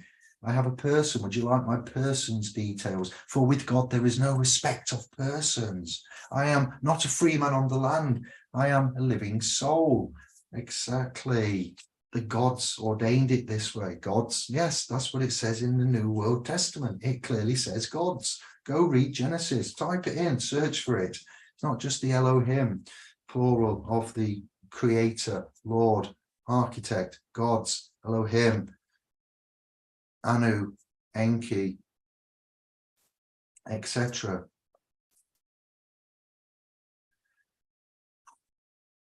The lost keys, the Vedas, the holy books of the Hindus, the word is the same as that of Eddas, the holy legends of the Scandinavian, lot heavily Icelandic, Scandinavian, Nordic coming out tonight, not by design, not because of Anders's benefit, just the way it is, and the synchronicity of the beauty of the work we do. The holy books of the Hindus, the word is the same as that of the Eddas. What is the Eddas? The holy legends of the Scandinavian and Anglo-Saxon skalds, S-K-A-L-D-S. The only thing is, these are peoples thousands of miles away from each other. Both Veda and Eda mean teachings of knowledge. See Aveda, A-V-E-D-A. Anders, what does that mean? Skalds. Is that true? Eda, even, not skalds. What does Eda mean, Anders? Do you know? Are you there? I can hear you. Yes, I'm here, yeah. Go on, brother. Skulls, that is the people, see, a skald is somebody that's writing about history in a poetic way. Okay. That's how I see it. And Eda? And I can be wrong. And Eda is, Eda, it's actually called Edda, if you're talking about Edda, and that's the old Viking Norse story, history. Teachings of knowledge. Would it be knowledge, history? Yes. Yeah, facts then. So it's right. What I'm saying or what I've got, you can confirm for the Scandinavian side of things that Edda, pardon my pronunciation, my ignorance of your beautiful language, teachings of knowledge from the Vikings, the two kings. Brilliant. Yeah. This is excellent. All right, I'm carrying on then. Thank you, brother. Abraham, from the Sanskrit Vedas, Brahma, god of creation. His consort was Saraswati. Curiously, the consort of Abraham, the father of Hebrews, was Sarah. Wait, that's just clearly, there's been a transgression or a mistake. Curiously, the consort of Abraham, father of the Hebrews, was Sarah. Sarah was the consort. Consort, I get there. This god gave his name to the Bacchus of the Romans and also to their Brumalia, or winter solstice. This word, though, Latin, actually derives from Brahma, the supreme creator god of the Hindus, god who may be equated in some ways with Saturn or Kronos. The connection between the Brahmins and the Romans had been carefully camouflaged. Do not stray from the subject matter. Matter from Mahat, Sanskrit, means the great flux, comes from the Egyptian Mart, giving words like mother, mass, measure, meter, mate, all right, Mike, master, etc. A master is one who is in balance, who operates in accordance with divine or natural law, obeying Mart. Measure and mathematics arose from this Mart. Mankind discovered that number and geometry was inherent in the universe due to the menstrual cycle. All numbers and calculation was therefore derived from and connected to the female body, which is why the goddess was sacred, being the origin of it all. Today's science is possible because of the female. This is why math is a close derivation of Mart. The scientist forgets that the mystical traditions are therefore as scientific as their work. More so, sometimes Freemasons use the capital letter G between the compass and the rule. G was an ideogram for the throne of the goddess Isis, Mart. Demeter, the Greek earth goddess, means the meter, mater, mother from Mart. In the New Testament, we find Matthew, who was a tax collector and whose symbol was the scales. Magistrate. The Magi were the Egyptian stargazers or astrologers. The black-robed judge or magistrate, like the priest, pastor, rabbi, missionary, and scholar, is styled on the planet Saturn, always denotive of law and order, establishment and karma, the old father time that punishes for infractions of divine law.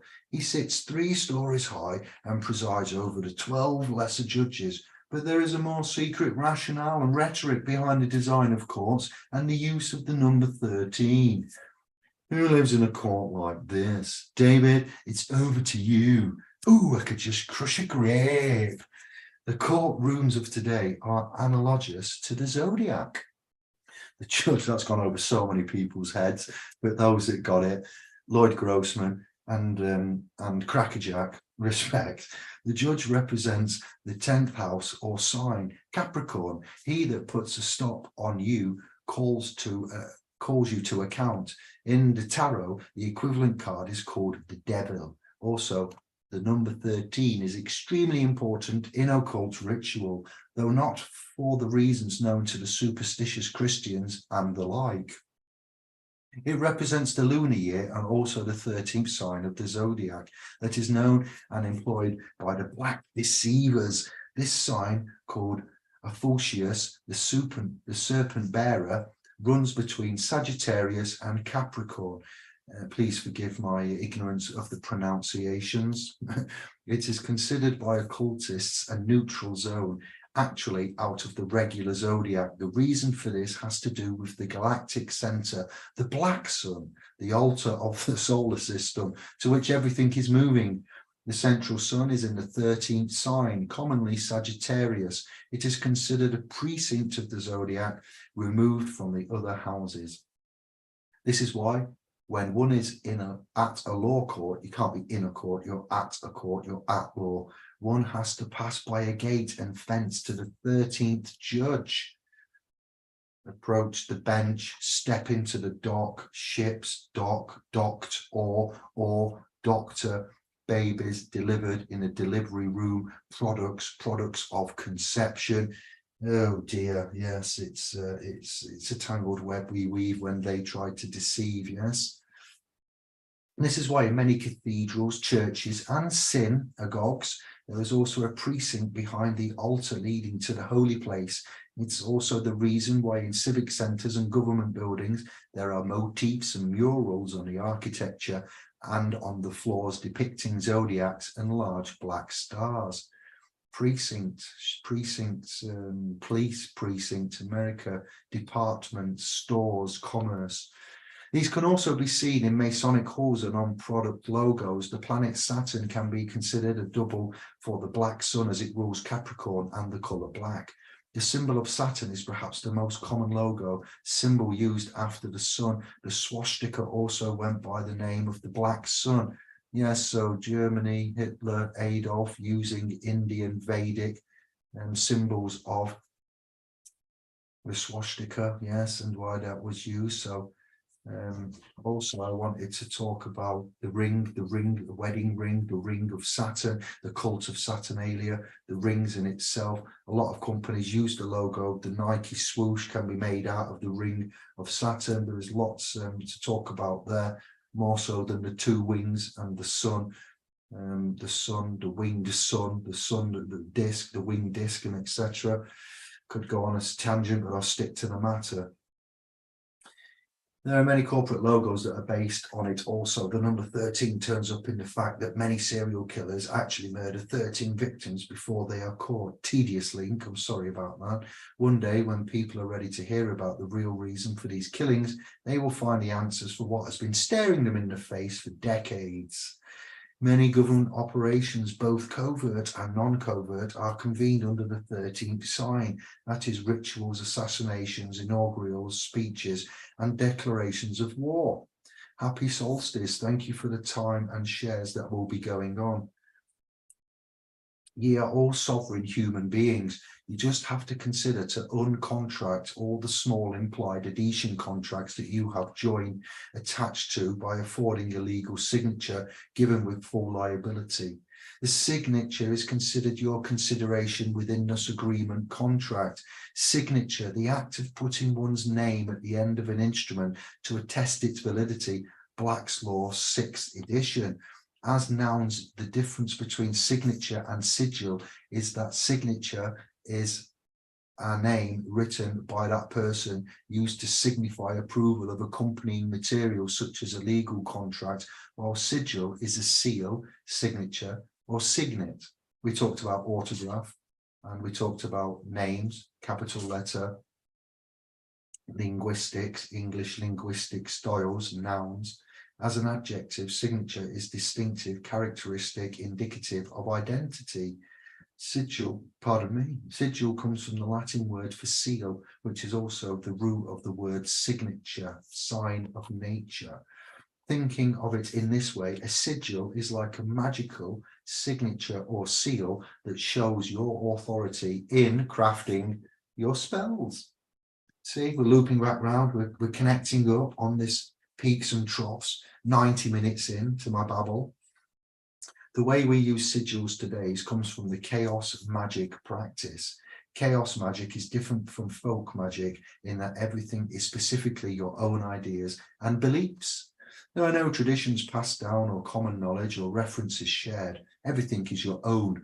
The important thing to remember about sigils is you need to create it in order for it to work, and it will only work for you. He who creates owns it, the birth certificate, the citizenship. It works for you. It does actually work for you. It's enslaved via surety and bondage, the age of the bonds. These are the sages of the ages with the important messages. I see people sharing and using other practitioners' sigils online, but for this reason, it simply does not work. When you make sigils yourself, for yourself to use, it becomes your own personal kind of magic. The power behind sigils comes from creating the design because it is infused with your intention and there is something that only you will use. So Lovecraft, Crowley and Hall, yes, see where it leans on into the world of when we say magic and dark magic and black magic and white magic and certain types of magi. It's not all what you think and as it seems, all right? Some is interesting and good and beneficial, and some is dark and nefarious and clandestine, managed by psychopathic paedophiles. It's the way it goes. It's as real as it is. Sigils are as unique as the practitioner. You infuse them with your intention by the very act of creating them.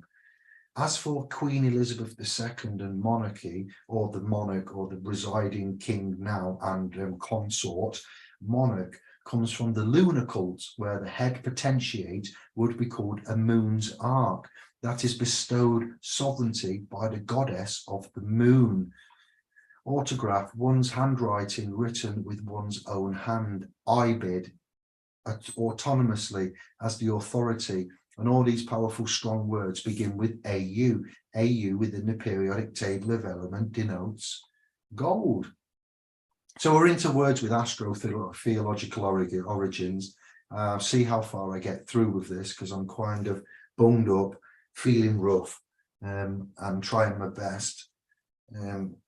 Thank you, Room, for being so active, and thank you for your comments. Deed Pollett's thumbprints from Tricky Bricky, aka Stephen of the Moor clan. Canon Law 1553, Deed Pollett's thumbprints. Bosh. So what manual of styles did they use to navigate that fraud?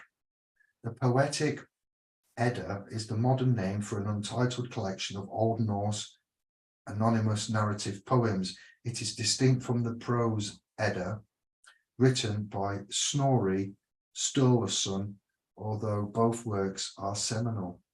Sturlu, son of Sturlu, Andersson, son of Anders. It's all, look at it, it's all there in your face. Beautiful. This is an excellent cast. Random, but still to prime Kirk Kallenbach and others with regards to the topics that they talk about.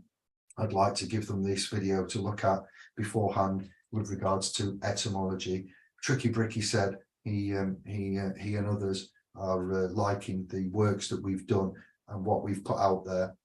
And you Sherry's have put, yes, David, well composed, big up. Scribes, bit like a scribe, G-man, yes, so we're seeing it, we're meeting, we're having confirmation. It's as real as it is. I'm loving this more than I'm loving being a fork truck instructor for a company Monday to Friday, which is weakening me in the weekdays and leaves me weakened at the weekend. Surely we've got to move on at some point to bigger and better things. Intro, words with astro-theological origins. History has been tampered with to the point that makes it serve the oligarch forces that keep man in servitude. However, words change only slightly, mostly the vowels interchange, whereas consonants remain very much the same for centuries. Ancient written languages like Greek, Egyptian, and Hebrew did not use vowels at all. History can be distorted, his story, written by the victor. Using synchronic and diachronic manipulation, words and names often preserve much vital and fascinating information about the world of the past and present.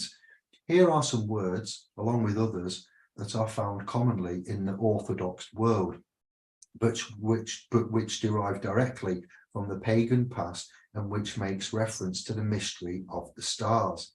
Pastor. Here is a word commonly used by persons in the Christian religion in reference to someone with clerical duties. The word has two syllables, pa and stor. The first syllable is the root of the word for father, elder, and great.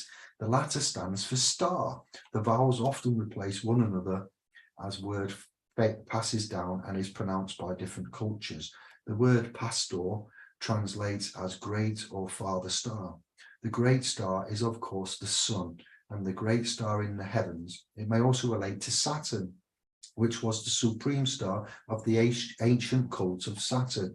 Now, in the time of Saturnian cults, the color black was worn by the holy ones because, as astrologers know, the planet Saturn and the domicile Capricorn are connected with the color black and the metal lead. Followers of the ancient cult of Saturn, or of ELL, knew that it had rings around it. The white ring, the collar of the pastor, the black robes that he dons are direct references to the cult of El or Saturn. El worshippers had their days and calendars begin at 12 midnight and held their convocations on the day of Saturn, Saturday, not Sunday. We've been misled a little bit. Things have changed for the better, for the worse, a bit like the calendar. Let's just move a few things around. They won't notice. It doesn't matter. What time is it? Who knows? We don't care, but they do. As opposed to the latter solar cult that worshipped on the sun's day, Sunday. Now the planet Saturn was worshipped because it was the planet that had the rings around it. This is where we get the image of the magician standing in a protecting circle, usually containing planetary sigils. It is why the magistrate in the court sits in half a circle. It is why when one comes to be married, a wedding ring is worn. It is why the monks shave their heads in a ring. It is why the Jews who worship on the day of Saturn, wear the yarmulke, and why the Pope also wears it, Shabbat Shalom. It is why the yogi joins his thumb and middle digit together to signify mastery over the forces of karma and time. It is why ambassadors upon entrance to a foreign court would draw around themselves in an imaginary circle to indict neutrality. It is why kings wear crowns. The very word, as well as coronet, comes from corona and chronos. Chronos is the same as Saturn. In fact, the kings would often wear the ring of authority or power due to this relation to the planet Saturn. It is the reason why women wear the earrings, as they were told to listen to their god Saturn. It is where the idea for the spiritualizing halo came from, that one sees throughout religious art. Well, I beg to differ there, because in geoglyphs, in picture left by ancient Mesoamerican and old ancient cultures around the world, there is other reasons as to why perhaps there are halos. So don't take everything as verbatim. Research, we'll come back, we'll chat, we'll cross-examine, but the faith, the religion here seems to have lent heavily from other cultures, borrowed and made it fit their own rhetoric to bond and enslave for the surety, subjugation, usury, usurpation, etc. The bloodlines have manipulated truth, and then we have this, and that is what they are saying, why this is this and how it is connected to that, rather when it should be connected to the truth. So when you've got that conflict, we know, we've looked, we're aware of geoglyphs and pictoglyphs and all of the ancient tribal prehistoric evidences, and the traveling up in chariots of fire, Anu, Enki, Enlil, etc. And the Watchers, the Council of Seven, Agartha, the Council of Nine. Oh, it's just too much. So I'll stick to this, and bear in mind that we know that you know that we know that you know, and you know that I know. Everybody's happy. You get me? Moving on. Chronos is the same as Saturn. In fact, the kings would often wear the ring of authority or power due to this relation to the planet Saturn. It is the reason why women, what do you mean? You've just broke it all down, Dave. It's the answer. Yes, common knowledge. It's why women wear the earrings, as they were told to listen to their god Saturn. It is where the idea for the spiritualizing halo came from, that one sees throughout religious art. The ancient name of Saturn was, as mentioned, El. It is the reason why those who were chosen by El were called elites, elect. In fact, the words elect, elder, elevated, Elohim, temple, circle, gospel, apostle, disciple, evangelist, etc., all derived from the cult of El. Angels are messengers of God, but God was El, which is why we have the names of the archangels bearing the El suffix: Raphael, Michael, Uriel, Gabriel, etc. It is where the idea came from, to ring a bell in order to summon people to worship. Many place names contain the prefix or suffix Elstree, meaning El, Wailing Wall.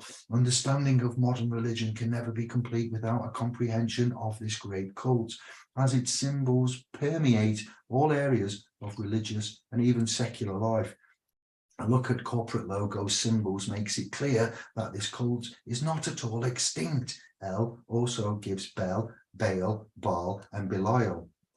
Master, a very familiar word given to those of intelligence and merit, but its origins are once again connected with the stellar cult. The syllables Ma are for measure and Stor for star, measurer of the stars, namely an astrologer. Children are still given a star today for young stars, yes, are still given a star today for successful application of their studies. When we, matriculate from a university, we are given a master's degree. See, Bumshanker. What? I know. This is purely Sabian. Degrees are part of the cycle of the zodiac. The ancients marked competence on how a person knew about celestial mathematics and the science of the heavens. The heavens are the abode of the goddess, so knowing the movements within her abode was paramount to the ancients. The operations of heavenly bodies and familiarity within their great dance was the vaunted knowledge. One was given a degree to show that they, like the sun, were the progeny of ascended to an exalted place. Once you had mastered the stars, you were then quite literally a master. The word mas in Persian meant moon, so master can be moon star. Again, Chiron last. Have a look at his channel, search and have a look at the work that he's done. Minister, and obviously the late great Court Jordan Maxwell and other names that I've mentioned, and the dictionaries and books that we've talked about, and then the context of the subtext of the text, what I'm giving you now. Minister, another familiar term associated with the ecclesiastical profession. However, what few realise is that the word originated in or refers to the lunar and stellar cults. Nanu, nanu. The word min was the common name of the moon. In fact, it is where we derive the word moon, and stir is really star. So when we refer to someone as a minister, we are really saying moon star, moon face, moon star. It is a title that derives from the lunar and stellar cults. This explains why there is a minute hand on a watch. The three hands of a watch relate to the three planets associated with time. The slow hand is the hour hand, meaning Horus, the sun. The minute hand is for Min, the moon, and the swift ticking hand is for Mercury, the planet which rotates fastest of all, both round the sun and on its own orbit. This is why the figure, the god Mercury, was depicted with wings on his shoes and feet. Quicksilver. What is Mercury known as? Quicksilver. Mercury, Quicksilver, the element, periodic table, you see. Cardinal. In Catholicism, we have the Pope and his cardinals. The word is Latin for hinge. As the sun passed the great solstice and equinox points, it was said to have passed and even to have opened the doors of the houses. Astrological. The physical Pope even has rituals called the opening of the door to the year or the millennium. The Pope seems to come from pontifex, meaning bridge builder, or from papa, meaning doorway. The cardinal points are a direct reference to the astrological colours. Cardinals surrounded the Pope as the cardinal points surround the sun. The sun casts its rays on the houses as it passes, turning them crimson. The colour worn by the physical cardinals is red to symbolise that they are illuminated by their proximity to the Pope, the representative of God on earth. The word Pope may also be a derivative of the word in Egyptian for the evil serpent, Apep, Apophis or Aposa. See Poop Deck and Pooper and Pepsi, Pepsid, Dr. Pepper, Sergeant Pepper, etc. Other such soft drinks and poop decks are available. Patriarch means father or great arch. Again, this connotes astrological phenomena. The great arc or arch is the passage of the sun across the northern dome of the sky. This was revered and is why there are beautiful arches in the cities of the world. Arches symbolize the sun's triumphant journey. A man who measured or observed this moment was titled Patriarch, Monarch. Archbishop. Linking on. Do you see what we did there? Again, this refers to the great journey of the sun across the northern sky. Arches or arcs are an astrological and geometric term. And bishop, by shop, to shop, bishop, by, to, shop, is one of the oldest words we have referring to those who knew the sky or had two shops. Monarch comes from the lunar cult where the head potentiate would be called a moon's ark. That is bestowed sovereignty by the goddess of the moon.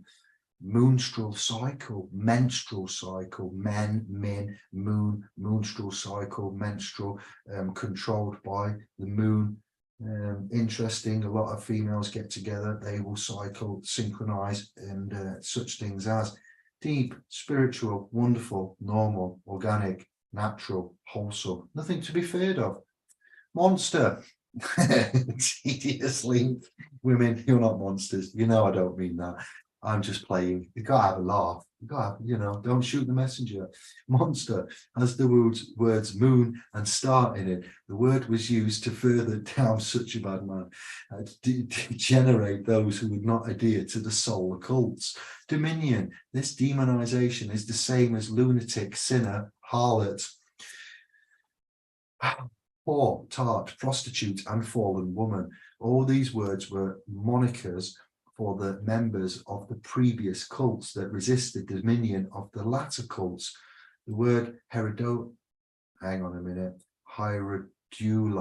meaning sacred woman or beloved one, is where we get harlot, and the sacred women got to be sacred because they were the priestesses of the previous cults.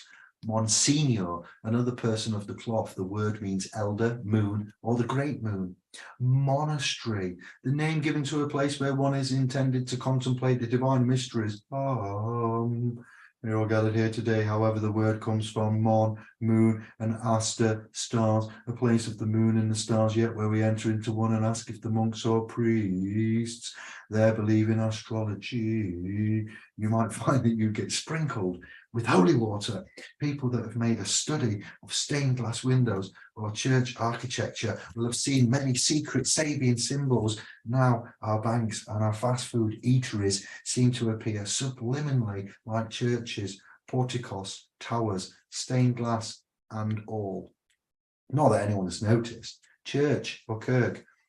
This finds one origin in the Greek Circe, the goddess of deception, who lured men into her lair and transformed them into pigs.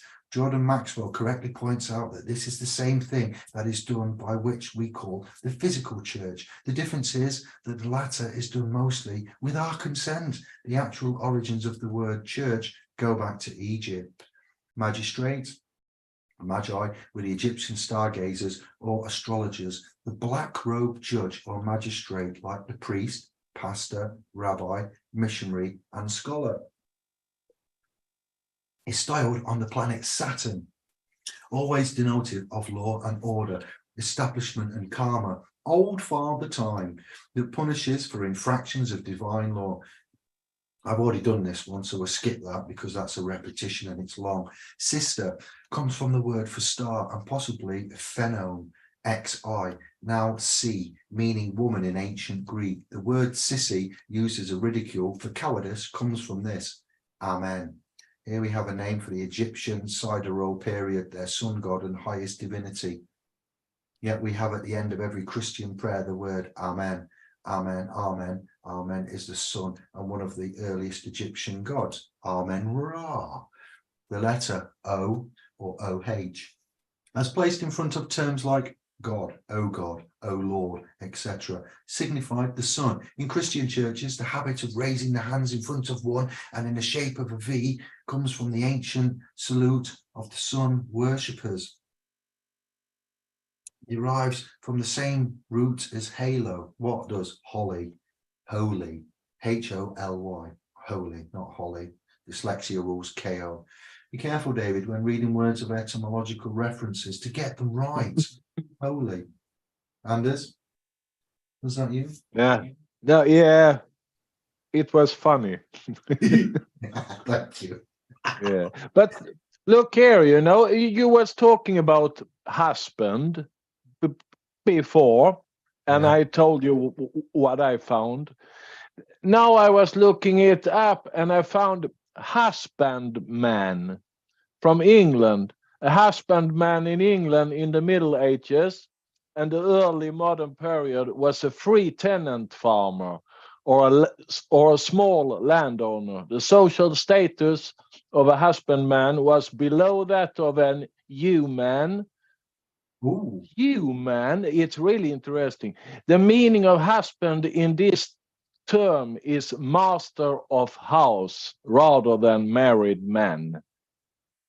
So that's interesting here, and it's really interesting that they put in a name as human.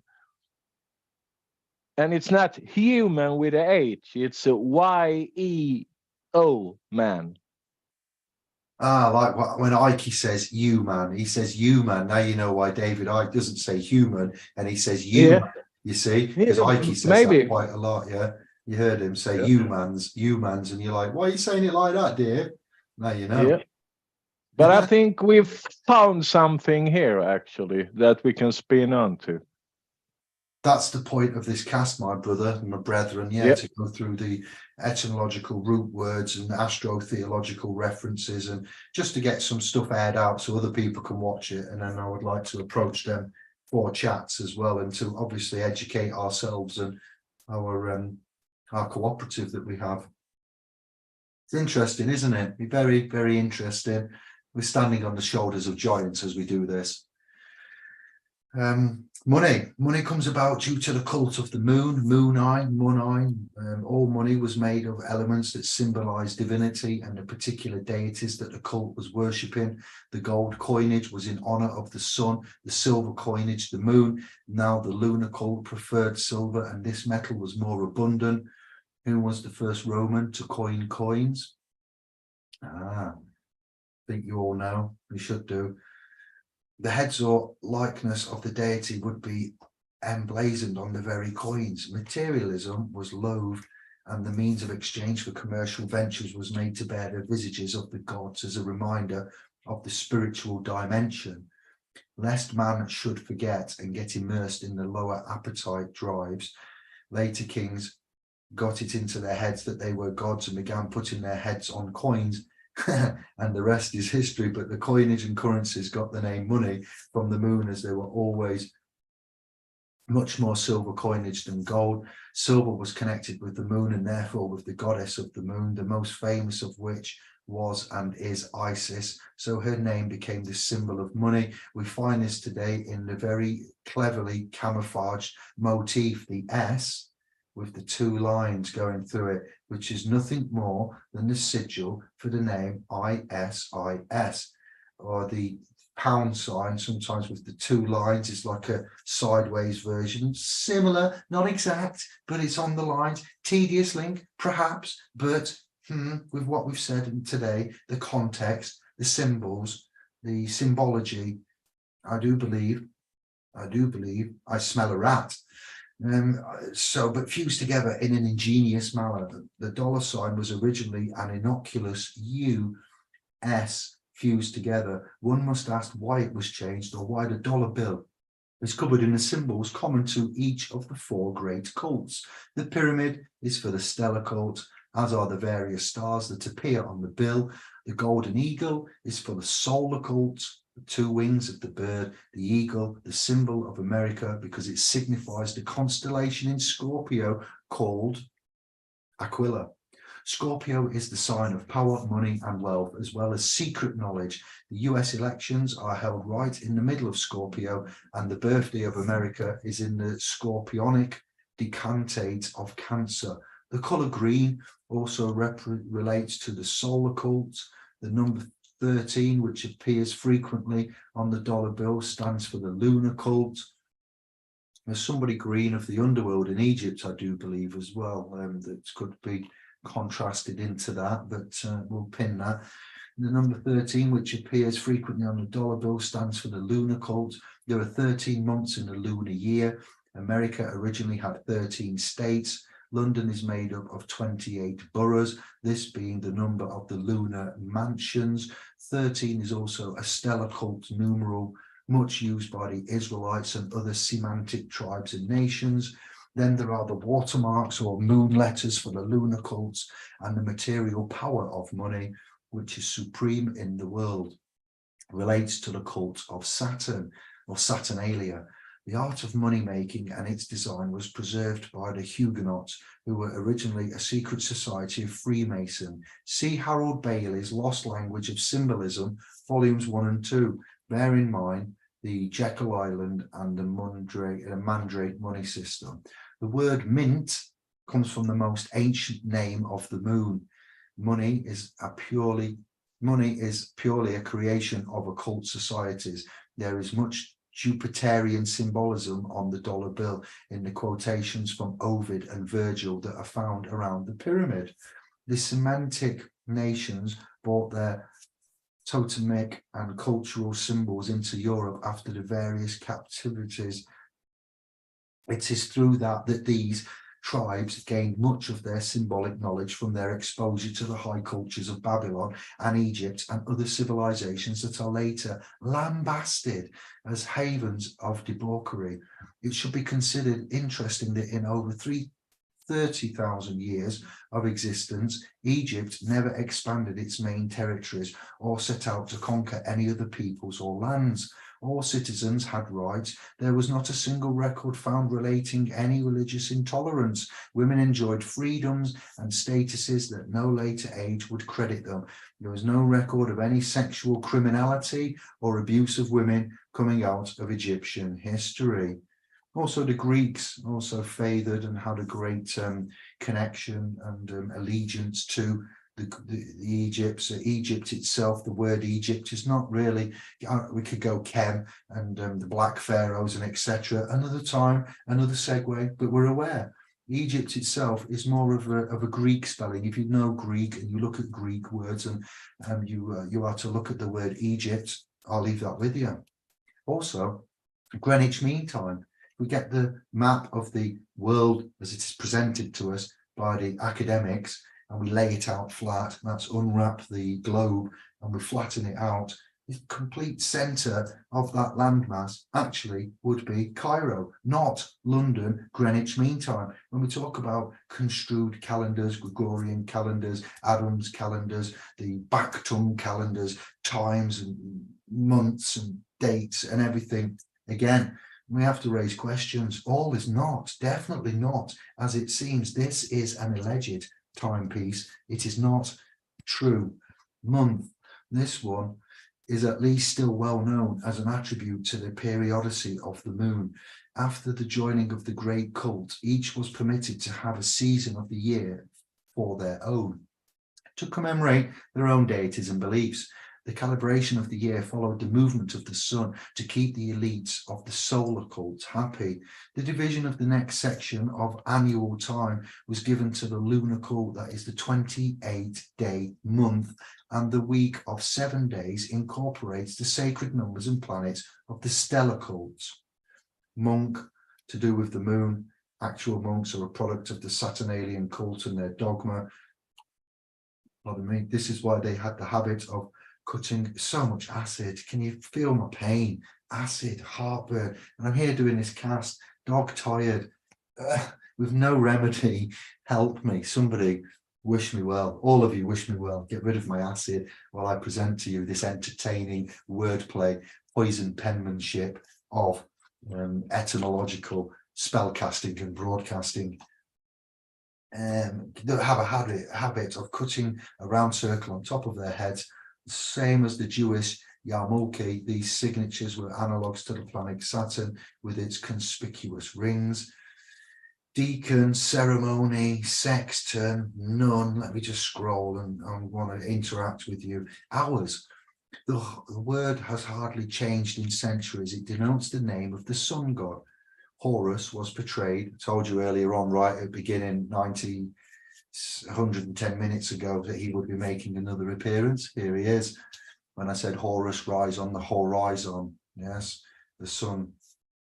The word has hardly changed in centuries. It denotes the name of the sun god. Horus was portrayed as the hawk, eek, wearing the solar disk, Kes.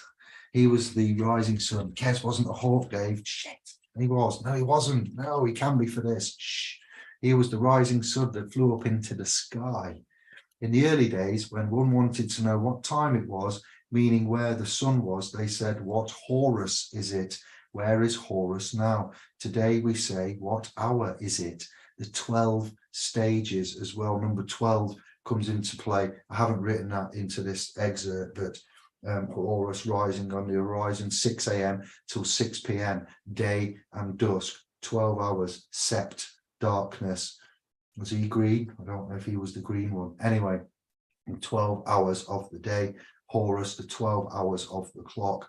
Okay, 6 till 6, that's definitely 12 hours. Yes, it is. And then 6 till 6 again, another 12, which makes 24. 2 and 4, back to 6.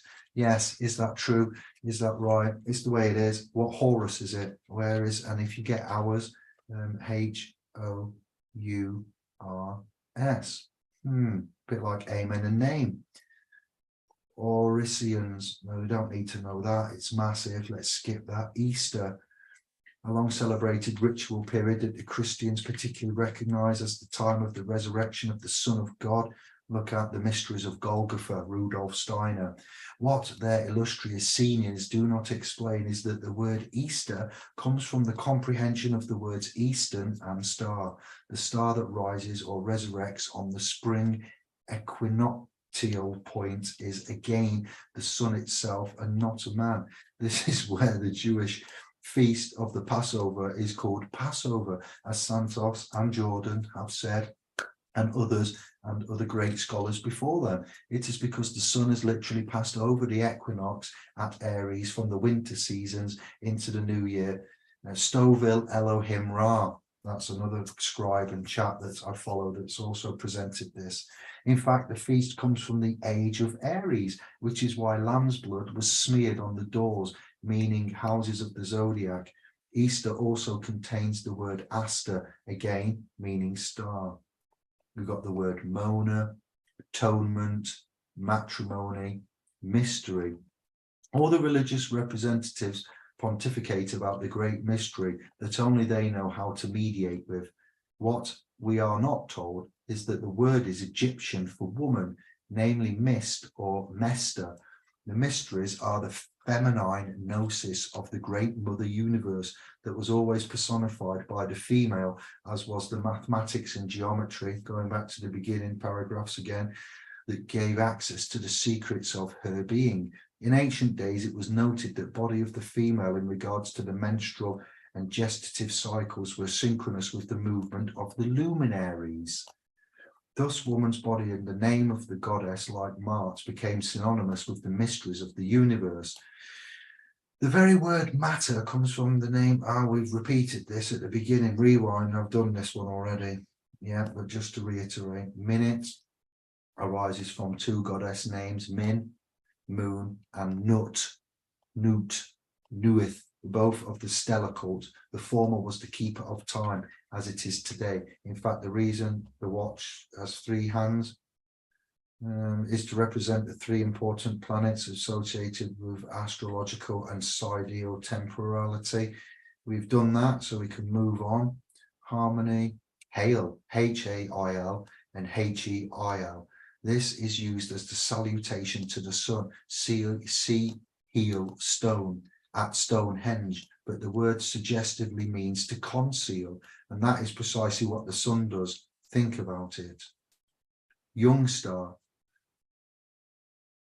Well, obviously, youngster obviously means young star. When a parent so now you know why I write the way I do, and I do these words, and you think I'm weird, and Y-E-W, U, tree of life, not Y-O-U, not letter U, not E-W-E for lamb. You see, again, phonically and sonically, U sounds the same. U is in young star, youngster. It is Y-E-W. There's a reason why I do that. It looks mad and weird. People ask me, David, why do you do this? I can't read that. It's all very weird. I don't like it. You're a weirdo. Get with the program.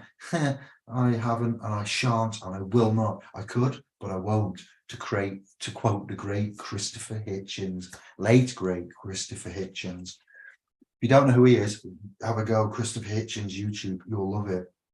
Young star obviously means young star. When a parent saw their child, they call him or her their young star or son, S-O-N, S-U-N. This is because the child god of Egypt and the beloved of the primal parents of Osiris, he was the green one, Osiris, and Isis was Horus, who was literally the young sun rising in the spring sky. Parents will often say of their good children, they are as good as gold. This came from the phrase, good as the golden one, or Horus. Pupil, a word meaning the center of the eye, but it connotes the sun, which was always considered the pupil or eye of Horus, the sun god. The sun is the eye of day. We speak of students as pupils. Aha, you see? Didn't see that coming, did you?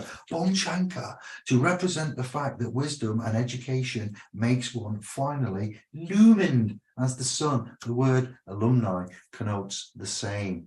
Interesting, isn't it? Is your soul sucking up this food? Are you like SpongeBob, just drawing up the power, enriching your mind, enriching it? That's where the mic is, if you can't see it. Maybe it's popping on, but even so, what is this background behind me? Who are the big guys? I've come in with force here. We're coming out large. Go hard or go home. We're nearly at the end. Thank you for your viewership today. I am so tired. I'm so, but I'm doing it for the love. I'm doing it because I need to establish, I need others to have chance. And then we're going to go and bounce with the big boys. Or OM or AUM. The word is similar to Amun or Amon. The Irish alphabet is called Ofam. This word is, however, pronounced Om. The connection of words to mantras should be obvious to those who study the mysteries, as one is the root of number. So it is believed, is the root of all language. It is suggested that the Celts seem to have recognized this fact in the naming of their alphabet. So how do you pronounce that then? O-G-H-A-M. Irish, is that right? O-G-H-A-M, is that pronounced Om? It appears it is from the text here. It is suggested that the Celts seem to have recognized this fact in the naming of their alphabet. For more on this particular subject, see the works of Nigel Pennick, Robert Graves, Charles Squire, Jim Fitzpatrick, and Godfrey Higgins. Zoroaster, the name of the august Persian mystic of the cult of Mithras, later adopted as patron saint by occultists. This fictitious figure is like Christ and Moses, etc., a composite character, a personification of the sun. He was one of the first solar mystics worshipped at the dawn of the male patriarchal cults. This is why he's still revered in the cabals of the Masonic and Rosicrucian fraternities. The cult of Mithras would probably have been the world's most accepted religion, but for the advent of Christianity as propounded by Emperor Constantine around 400 AD. So Mary holding Jesus is actually Isis, Osiris, Horus, but redone again. Should have put that in there, but it's come back to me later when reading that. Sinister, made from the words sin and stir. The latter means star, while the former is the most ancient name for moon, and even more used than Min. All lunar cult peoples refer to their goddesses as Sin. See what they've done? Flipped it upside down. Just take a minute, sit right there, and I'll tell you how it became of Bel Air. This is where we derive the word Sinai. I'm going to say Sinai, which is a mountain. Yeah, Sinai, S-I-N-A-I. Sinai, that's not, I thought it was Sinai, but it's written Sinai, which is a mountain mentioned in the Old Testament. This religion and the mountain, like all mountains, was sacred to the astronomers and stargazers. It would always have stations and altars on the tops of hills and mounts. We see the word mount, moon before certain place names. See, it's not easy when you're tired, dyslexic, and trying to get through a huge amount of text. And you say to me, it's hard, I don't understand, I can't read, I struggle. Welcome to the world. Welcome. It's as real as it is. We see the word mount, moon before certain place names. Later, in the time of the patriarchal religions, all scions of the lunar cult were rebuked and vilified. Thus, we have the word sinner and lunatic as derogatory terms. The former is so loaded with religious innotations that we cannot see its real origins. It comes from the bigoted solar cult, the remonstration in the Bible, go ye and sin no more. It's not really a call for contrition, as we are told today. It really meant go and worship sin no more. That is the moon. Worship the sun instead. Sinners were not wayward Christians, they were the converted and enslaved members of previous feminine cults. The word harlot and prostitute also referred to the same persons. These were originally the high priestesses of the previous cults. They worshipped the natural cycles and rejoiced in the bounty of Mother Earth, and their credo was one of tolerance and coexistence. Imagine that, tolerance and coexistence. Gaza, Israel, Palestine, if only. Call themselves kingdom and God's chosen. Anyway, sorry, I couldn't resist a little bit of politics getting in there. They worship the night as a corporeal manifestation of the body of the creatrix. They did not reject or repress the natural libidinous energies of the body and respected the sexual drive as a normal and productive power.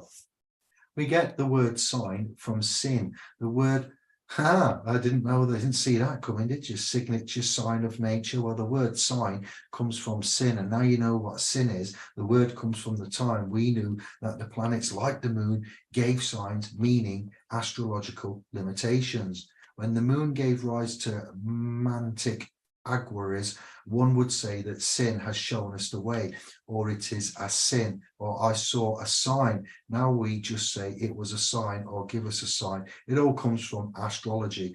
The ancient name for India was Cinder.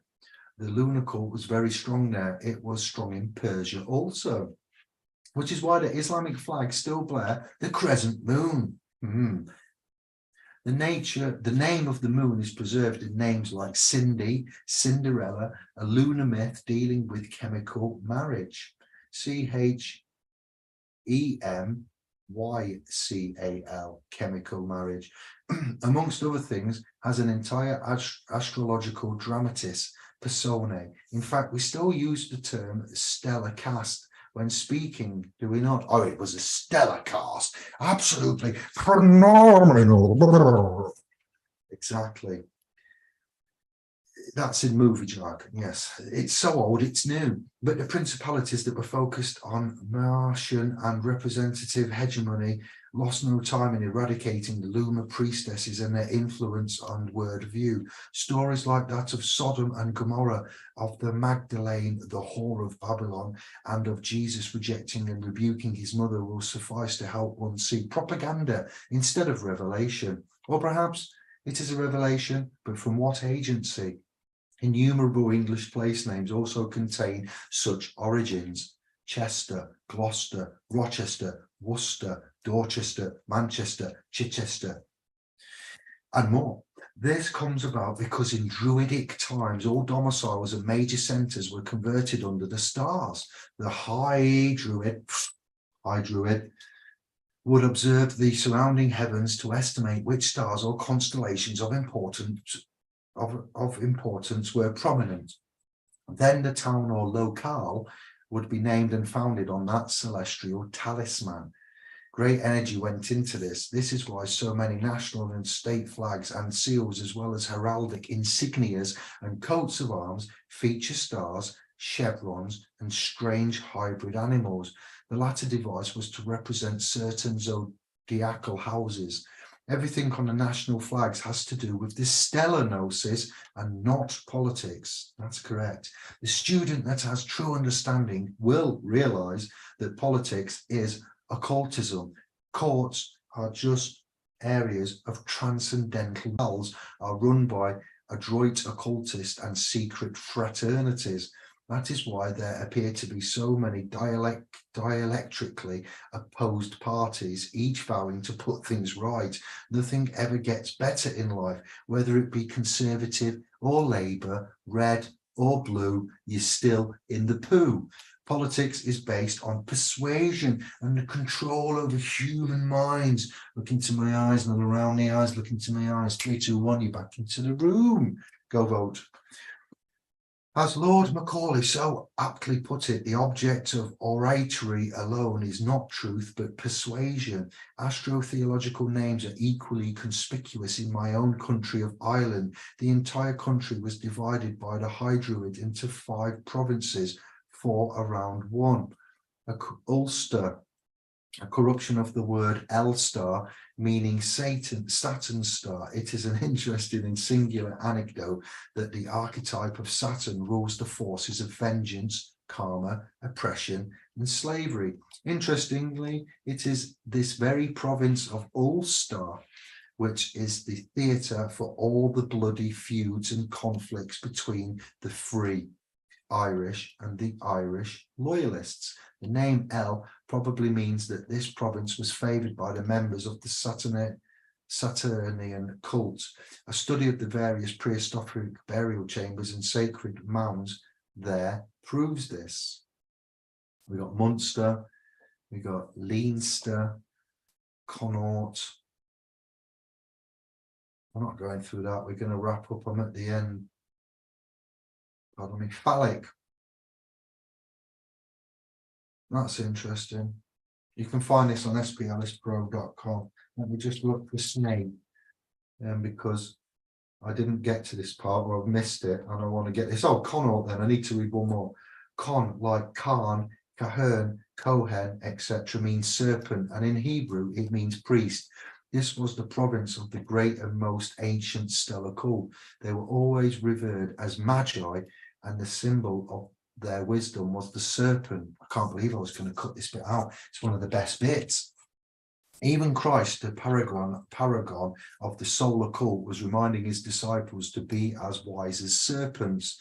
Now, this statement is abstruse and enigmatic until we acknowledge that Christ was referring to the serpent people, renowned as the keepers of the high hearts of mathematics, temple, construction, naturopathy, and magic. Ireland and its cults, however, suffered the same fates of the rest of the world. At the advent of the solar Christian paradigm, the solar priest Patrick, called Saint, is said to have come down from the holy mountain and declared to the assembled that he had cast out all the serpents from Ireland. People must have been quite puzzled, as they are today, on hearing this, as there have never been any snakes in the land of Ireland. The reader may now know to what the words relate. They refer to not the casting out of snakes, what a job for a famous saint, but to the serpent people who would indeed be rooted out lock, stock and barrel by the descending hegemony of which Patrick was the ambassador. The Arthurian legends relate the same tale and truth of the supplanting of one epoch with another. Many scholars contend that the word Cain and its other spellings refers to the land of Canaan. This is only partly true. The stellar cult was also proliferate in the land of Canaan, which is why this land is so degenerate in the Old Testament. However, Canaan could not compete in majesty with the nearby Egypt, which really contributed to the world's civilization. Canaan can rightly be considered a satellite locale. Now, this brings us back to the words Cain or Cohen. This word actually derives not from Canaan, but from the Egyptians' name for their own country, which was Ken or Kem. This is where the words chemistry and alchemy come from. Now, the word for Egypt was Ken, K-H-E-N, which became Kahen, Cain, Canaan, Cohen, Cone, Con, etc. The word Khan derives from it also. The male name Kenneth, Ken, means man of Egypt. What's the frequency, Kenneth? If you believe, put a man on the moon, man on the moon. That wasn't what's the frequency, Kenneth. Was it REM though? I'm not sure. I believe so. That's just a tedious link. Means man of Egypt, and the English country of Kent was named by travellers, I apologise, and settlers from Egypt and the Mediterranean who were undoubtedly astrologers, siderealists, experts in the navigational science. I yield, we finish. That was your 2 hours, 120 something minutes of spellcasting and broadcasting. Anders, please talk while I get a drink and refresh. You are the wingman for tonight. I need you, brother. Yeah, I don't know what to speak about. God, I love you. Kill me. Say anything, something. Read the room. Talk about comments, history, what your opinions are. Yeah, I can only say that every time that we have an YouTube or a Zoom or something like this, then I find new stuff, you know. Good. And this is really interesting because this gives me a little kick, or what to say. Yeah.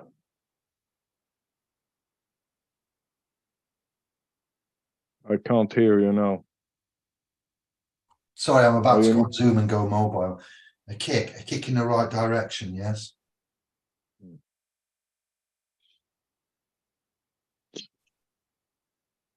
Yay, I'm letting myself in. Wait.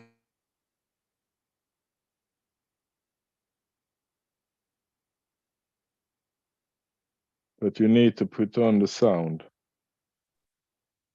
I'm on the case. Here we are, look. Mobile G-Man. G-Unit.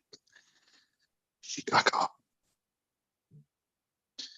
This is what we're talking about. There's people out there talking about astrotheological references, etymology, and I want to introduce myself to them and show them the body of works of which we've got, the knowledge, the notice that we have. And I can't go. Stephen, Tricky Bricky invited me into a Zoom tonight with about 50 people, Curtis Callenbach hosting, and they were preaching, they were on the case, and I thought, I can't go in there with all of this. Look at that. They wouldn't have let me speak for 2 hours. Plus, it's rude going into someone else's chat, Zoom, you know, and then talking like that. So they can watch that at their leisure. We was in a chat with Tricky Bricky yesterday, Anders, Albert and I, and that was phenomenal. There were some mines, some weapons in there. Stephen's amassed some souls. We're setting up the Sovereign Council. So with regards to that, me, you, Kevin, Albert, Stephen, he's got some souls that we can consider for the Sovereign Council, the decentralized network of private support. So that's an excellent move in the right direction. I'm sure you'll all agree. You are waiting for the next move of what in the SPLS Pro and the combined forces of mankind, where we're going when we're seeking private remedy, when we're looking for what equitable relief, alternative provisions in the form of the fulfillment of capital gains paid to us by the state, and moving from the public to the private. So there's a multiplicity of actions happening, synchronicity by the grace of the planet's alignments, we'll say, of stars down here. The Hollywood has a stars, doesn't it? The what do they call them now? There's stars again. There, the acknowledgement of stars, and you know, so we are our own stars, and we've got our own Hollywood. What is Hollywood? Harry Potter wood. Now research what Hollywood is, and spellcasting and broadcasting again. Films, blockbusters, they bust your block, you blockhead. I just love it. Please speak. No, Anders, save me. What you want me to say? You know, you are ranting here. Actually, I'm forgetting everything that I'm thinking about when you are talking. I'm like the snake from the Jungle Book. Trust in me, just in me. Look at me, Mowgli. I love it. Sorry, and thank you for being on tonight, Anders. You are a true star yourself and legend, and I appreciate and love you more than you'll ever know. Thank you. I don't say that often enough, but you are. Our connection was tedious and random at the beginning, but you're one of the greatest. You really are.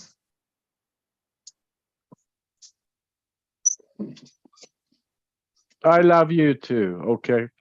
Don't tell Albert and Kevin. Keep it secret. Yeah. So back to the point. We're kicking ass. We're on track. We're moving. It may seem it's been quiet. Not a lot's been happening. but the universe is making things happen. People are listening. People are moving on their own, using their own initiative, researching, coming back to us and saying, "What?"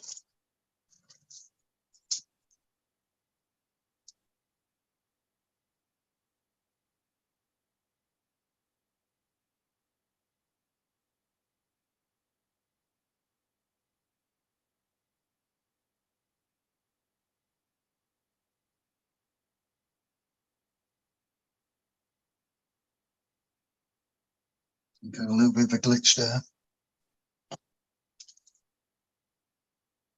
I'm going to read the room. I'm going to have a look at the comments and see what people have been saying.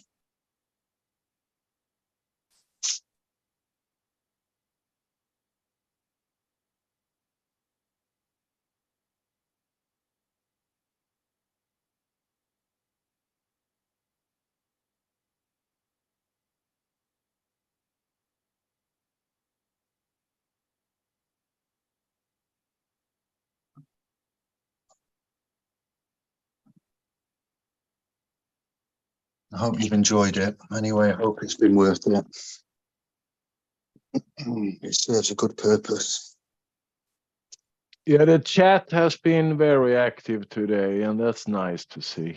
I bet it has. I can't wait to rewind and have a look at it. There's a lot of clever, educated souls out there as well. Yeah, and then I have to say thank you for this night, David. I'm jumping off now. All right, then. Yeah, thank you. So you I'll take see care. you soon. Everybody, thank you for showing up today. And don't forget to put a thumbs up on the video. You Bye. have been told. All right, ciao. Arrivederci.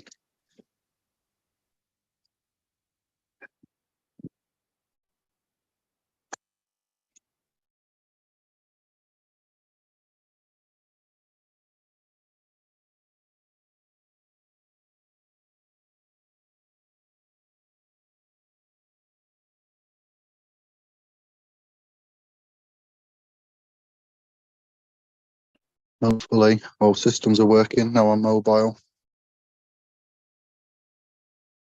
I can't see the live chat. Wait 1 minute.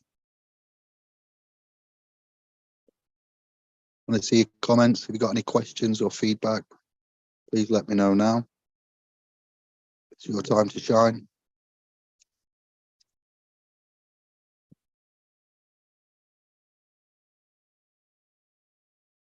Live chat, here we go. Blank. What's going on? I actually can't see it. I'm in.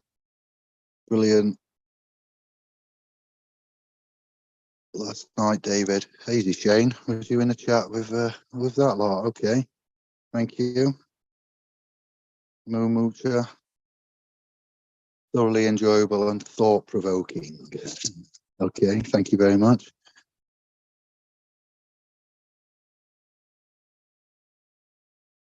Sounded a bit like Danny DeVito there, Eric.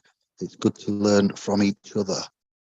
Good night, mate. Got a very weak day at work tomorrow. I've got a couple of days ahead of me. I'll be very weak at the end. Well, we need to sort that out. We're making steps so we can actually fix that. It's on its way. Land of milk and honey.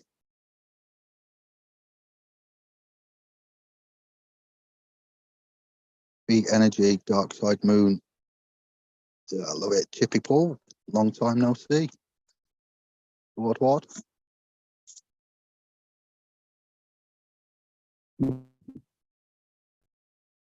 Just see what's happening. Going off my own chat. Get back in there, let me catch up.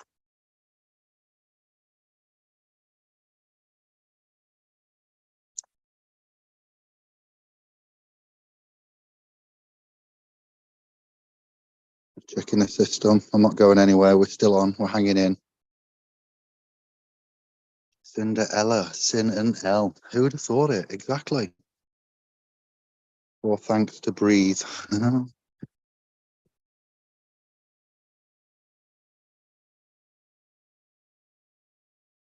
Spirit to breathe, green and family, dials, ashes at oak tree.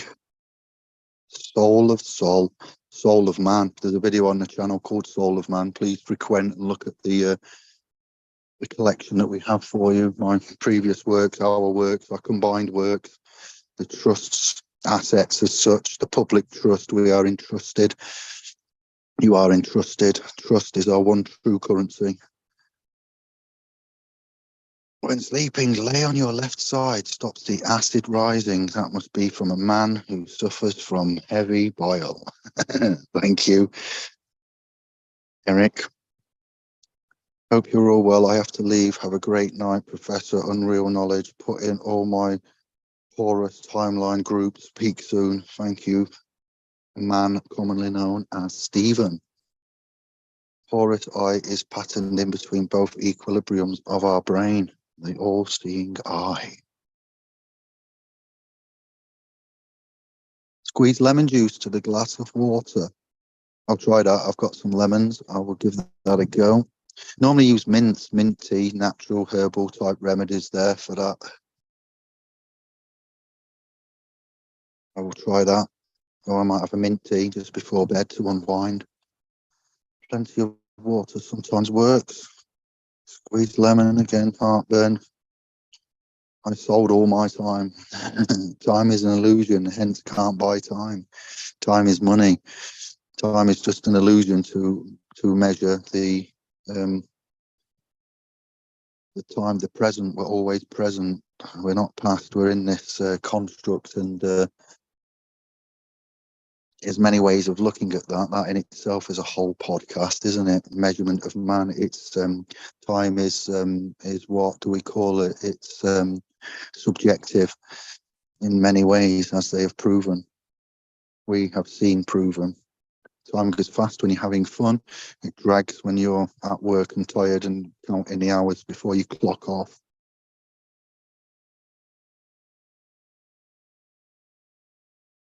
School shapes life. In other words, school shapes files.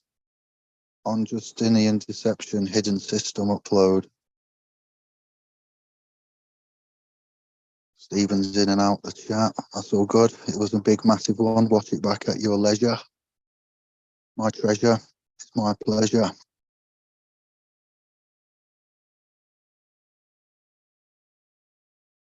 Surname. E is for equity. M is for mountain. A is admin. N is neutral. Mountain and valley. R is Rome. U is underworld. S is snake. So you did surname backwards. Interesting, and thank you. New scribe, Neil. Hey.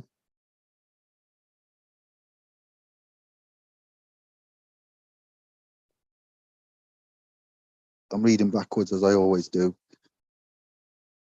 I could scroll to the beginning, but top messages, let me reload. It won't give me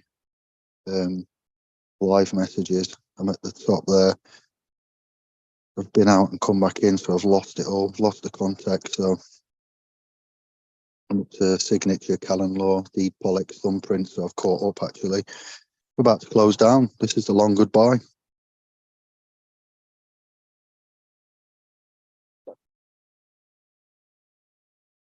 Time is short. It's in high demand and short supply.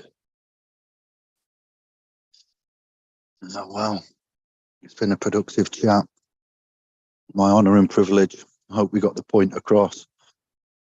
Words are tiny, but they control you. Let me just get something up. Let me read you this before we finish.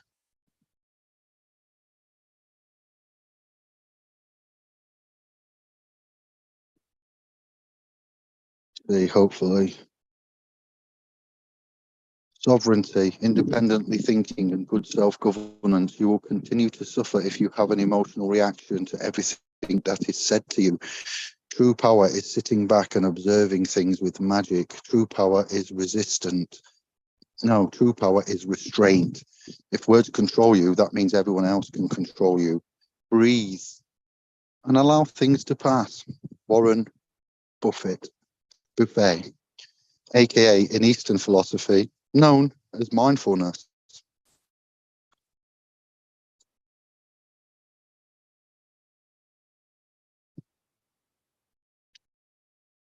So there we are. Good night. God bless. Thank you. Much love. I'll shut this show down. 7:30, 8:30, 9:30, 2.5 hours. 150 precious minutes of wisdom, words, swords. Pen is mightier than the sword.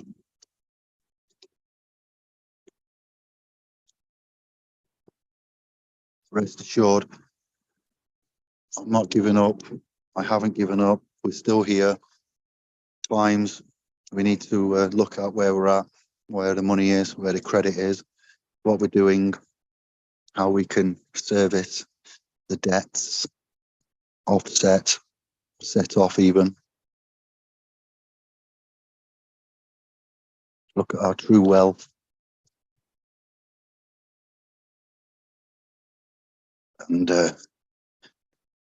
move forward into the private.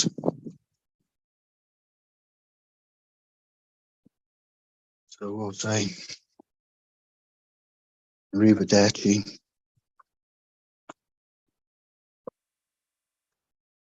And goodbye. Thank you. And ciao.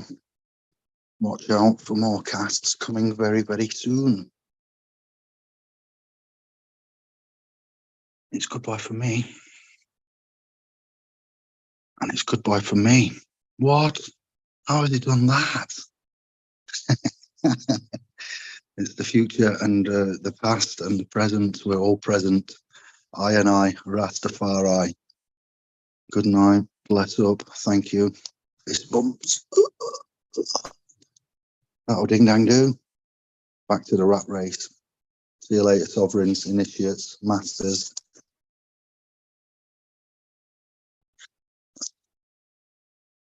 No, it won't work because of the backdrop. Thank you very much. Bless up, and we'll be back soon with